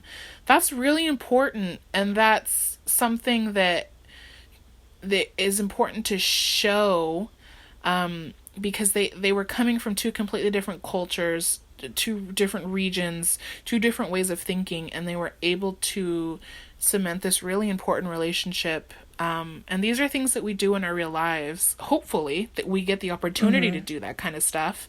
And to see that on a reality show, that should be the most invigorating part, rather than, see people get drunk every fucking episode. We get a bar scene every episode. Right. And and they're usually edited to the point of like nothingness too. So it's like, it's not even gripping. I mean, there's no like cute bar talks like me and Gabby have. Exactly. Our bar talks are amazing. And we love Nani and her noodles. Don't get me wrong. Okay. But I love those real conversations so much more. And all Liz and I are really trying to say is like, we're not excusing Dee's behavior, or anything, but imagine if instead of firing her, they prompted some kind of discussion. They held a special. They had the cast member, or even they're not allowing her to go to the reunion. What if she did go to the reunion, so her cast members could talk to her face to face, tell her how it made her feel, how it made them feel rather, and kind of start a really open dialogue about it. Of course, the reunions are very super produced, and that's has its own problems, but let's talk about it. Let's see Dee evolve 10 years from now into a challenger that would never resemble the challenger that she is now. And that's important. That shows growth, in that mirrors society and culture. And that's what this was originally intended to be, was a mirror. Yeah. And also, like, I just, I came out of episode 11, like, and I watched that after these comments had come out, after it was already determined that she wasn't going to be with MTV anymore. And I still, like, saw that episode, even with the original edit, when they did their best to, like, cut her the fuck out, to not give her a voice. And I was still like, she she came out of that elimination, she slapped that fucking bell, and I was like, she deserves to be on a show like this, because she can fucking perform and do, like, I'm not saying that the challenge, like, is correct in how they treat their talent or anything like that, but that, like, if you know, I acknowledge that not everyone could do this kind of work, and here she is fucking doing it. And like, you know, I think there should be more of that. And like, it would be great if there was some kind of compromise, because like, you know, if you could have even the environment where, say, Dee comes back for a reunion episode and she isn't just immediately like fucking, you know, fed to the dogs out there. They're not just like performatively hating on her. Yeah. But she's actually like being supported in like some kind of redemption, or some kind of like, hey, we acknowledge that we participated too in the thing that you got punished for, you know. I think that would like mean so much more than just like saying like, we're done with her and let's close the book and let's not talk about it anymore, and let's make her look uninteresting, unremarkable. Let's just take her out of the work that she's already done, even when it was like prior to the remarks that she got punished for. Absolutely. Yeah, and let's remember also that this episode, the guy that she was talking about being her number one, a guy that she has slept with, at one point said she was in love with, has been betrayed on national TV by him already once. He betrayed her straight to her face, well, behind her back primarily, and then told her to her face, like, I'm throwing you in, or he gave his blessing to do so. That was a moment where these three with Josh, big ass dudes, took away her ability to be safe for that week, and they pushed her down there in the hopes that she would go home. Right. And you know, and not only did that happen, but the editors took her voice away, like you said. And so and still throughout all of that, she still dug through that fucking sand and did it. Dude. And so Liz and I are lovely, complex humans enough to understand that Dee did some bad shit. She needs to fix some stuff, and she needs to educate herself. She also needs to hopefully be okay when she's at this mental lodge. But she also is a good challenger who pushes through challenges almost consistently, always. People underestimate her, and she does it, and that's really cool. It's really cool to see a female do that on these shows, because a lot of times the males dominate the strategy and the physical aspects of the field, and when females thwart their plans, we rejoice. So that's kind of where we're at. I have a couple things I want to say, Elizabeth. Okay. One being, so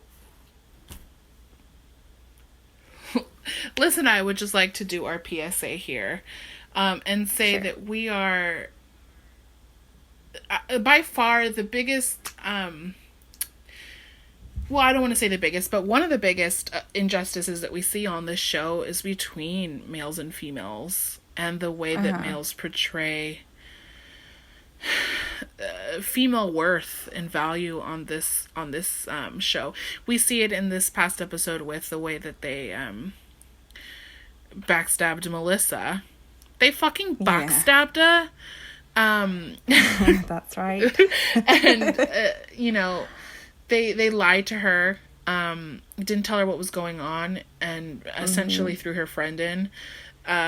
There's been some very problematic comments and just culture in general. Johnny Bananas, and I love Johnny because he's a representation of a simpler challenge time, but he did do a lot of he's still problematic in a lot of ways, but he was notorious for like calling girls dumb bitches and yelling at them, and you know, just calling them terrible things. And on that challenge, the island that I told you about, where they were giving the girls less food because you know, they are bigger, so they deserve more food as males. He was essentially the ringleader in that mindset. And so we also have things with like Wes has said "dumb bitch" plenty of times in the past on his premiere season Fresh Meat. He called his girlfriend Johanna stupid for not agreeing with him, and there's plenty of other. He called his partner Casey, poor little Casey, dumb bitch all the time, stupid bitch, all these things, and all the males still kind of carry that essence, even though they're not saying it as much. Right. They don't respect the opinions of the women on the show. Yeah. Definitely we've seen that with, like, Nelson in Excess this season. We see it with Johnny. We see it with a lot of the dudes. Fucking Josh. I not even begin with him. Yeah. So, yeah. This isn't... I mean, I'm sure you brought this up not to take away from the fact that, like...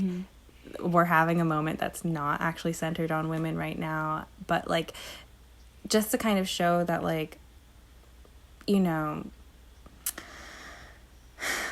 there's a lot of issues that you could like take a stand on in this show, right?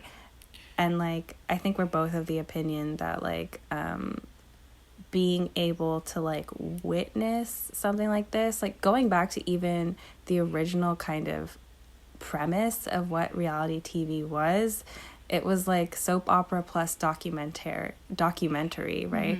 So like I think you just have to be consistent with the documentary side too. Like it can't just be like, you have to find that balance between like manufactured drama, people at the edge of their wits, you know, but also like people having those like good moments too, those moments of connection, and of like being better than how they started out. And I think like we don't want reality TV to just be a force that like people watch for entertainment and maybe they're worse people because of it, and the people who participate are essentially exploited and their lives are like forever impacted negatively by the experience, because that would also make viewing such content like not necessarily the best, you know, move if you're gonna take it that way. Like, shouldn't we also deplatform problematic content creators,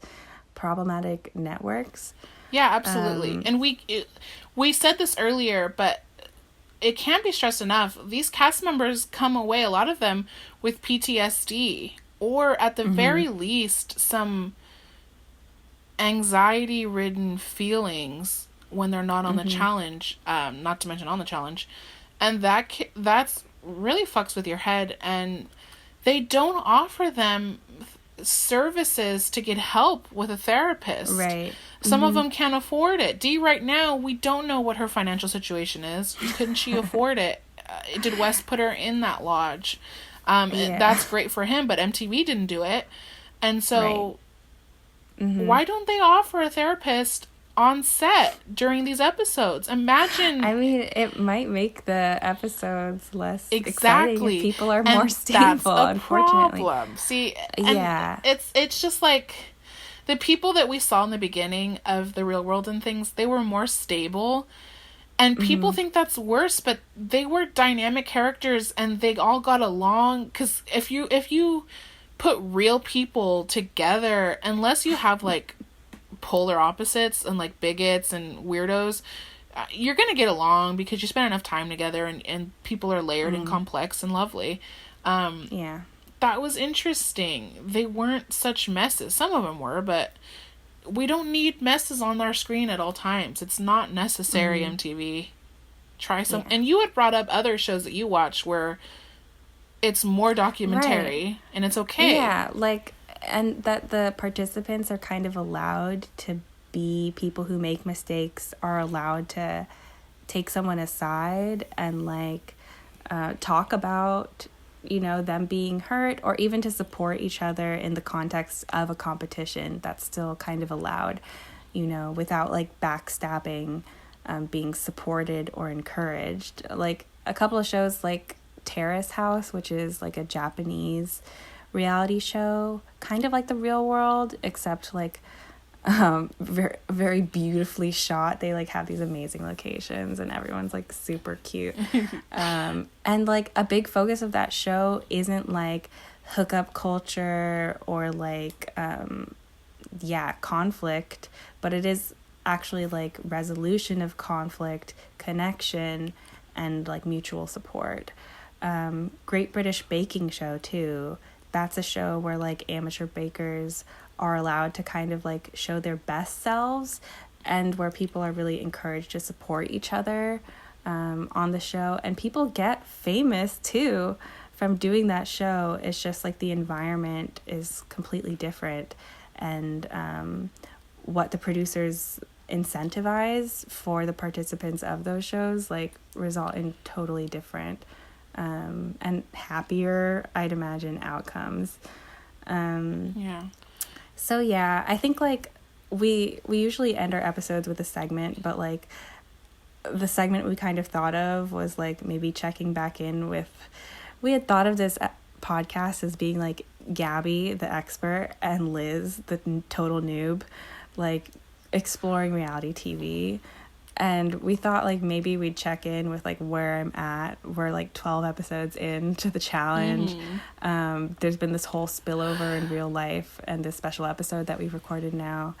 And I think it's pretty obvious, like I'm seeing the complexity. I'm seeing somehow, you know, the nuances and just like the overall overwhelming humanity of reality TV, and there's a lot more merits than I thought, although I don't think I would have thought this way had it not been for Gabby kind of like giving me those layered insights, like giving me context, and also like fighting for people and I guess characters that she cares about, and like finding ways to like have me engage and see the merits of it too, like the intertextuality that you talk about. I love it. Like I'm starting to see it, and it's just it's cool. It's been fun, guys. I know this is like a heavy topic and we talked about it for like fucking forever, but I think like if 2 hours before even these 2 hours, so 4 hours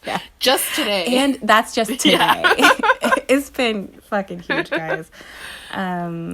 So yeah. Any last thoughts, Gabby? I think we should. Well, I couldn't do that without how open you are to these people. You are judgmental sometimes, but for the most part, you're just taking it in, soaking it up.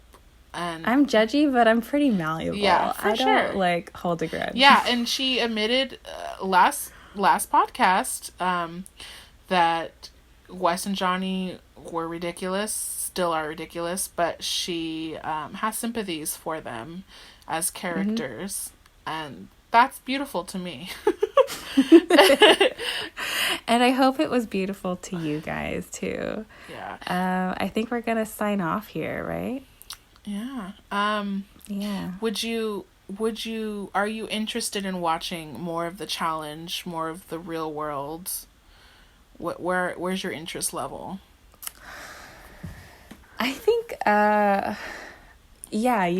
remains to be seen, like, if, like, MTV takes a major axe to their cast member list and, like, the next season of the challenge doesn't look very recognizable, I could imagine not being as interested. I do want to see, like, the recurring cast. Exactly, because that's the best part. This is why I love they still, even though Johnny Bananas, Wes, CT, they're all fucking 40. I love seeing them. It's important to have these recurring characters because I don't know who Swaley is. I don't know. I love Melissa though. She's been great. She's adorable. And with that, I'm going to say goodnight to you, Gabby. Good night to you. Thank you all for listening if you're still here. Yeah.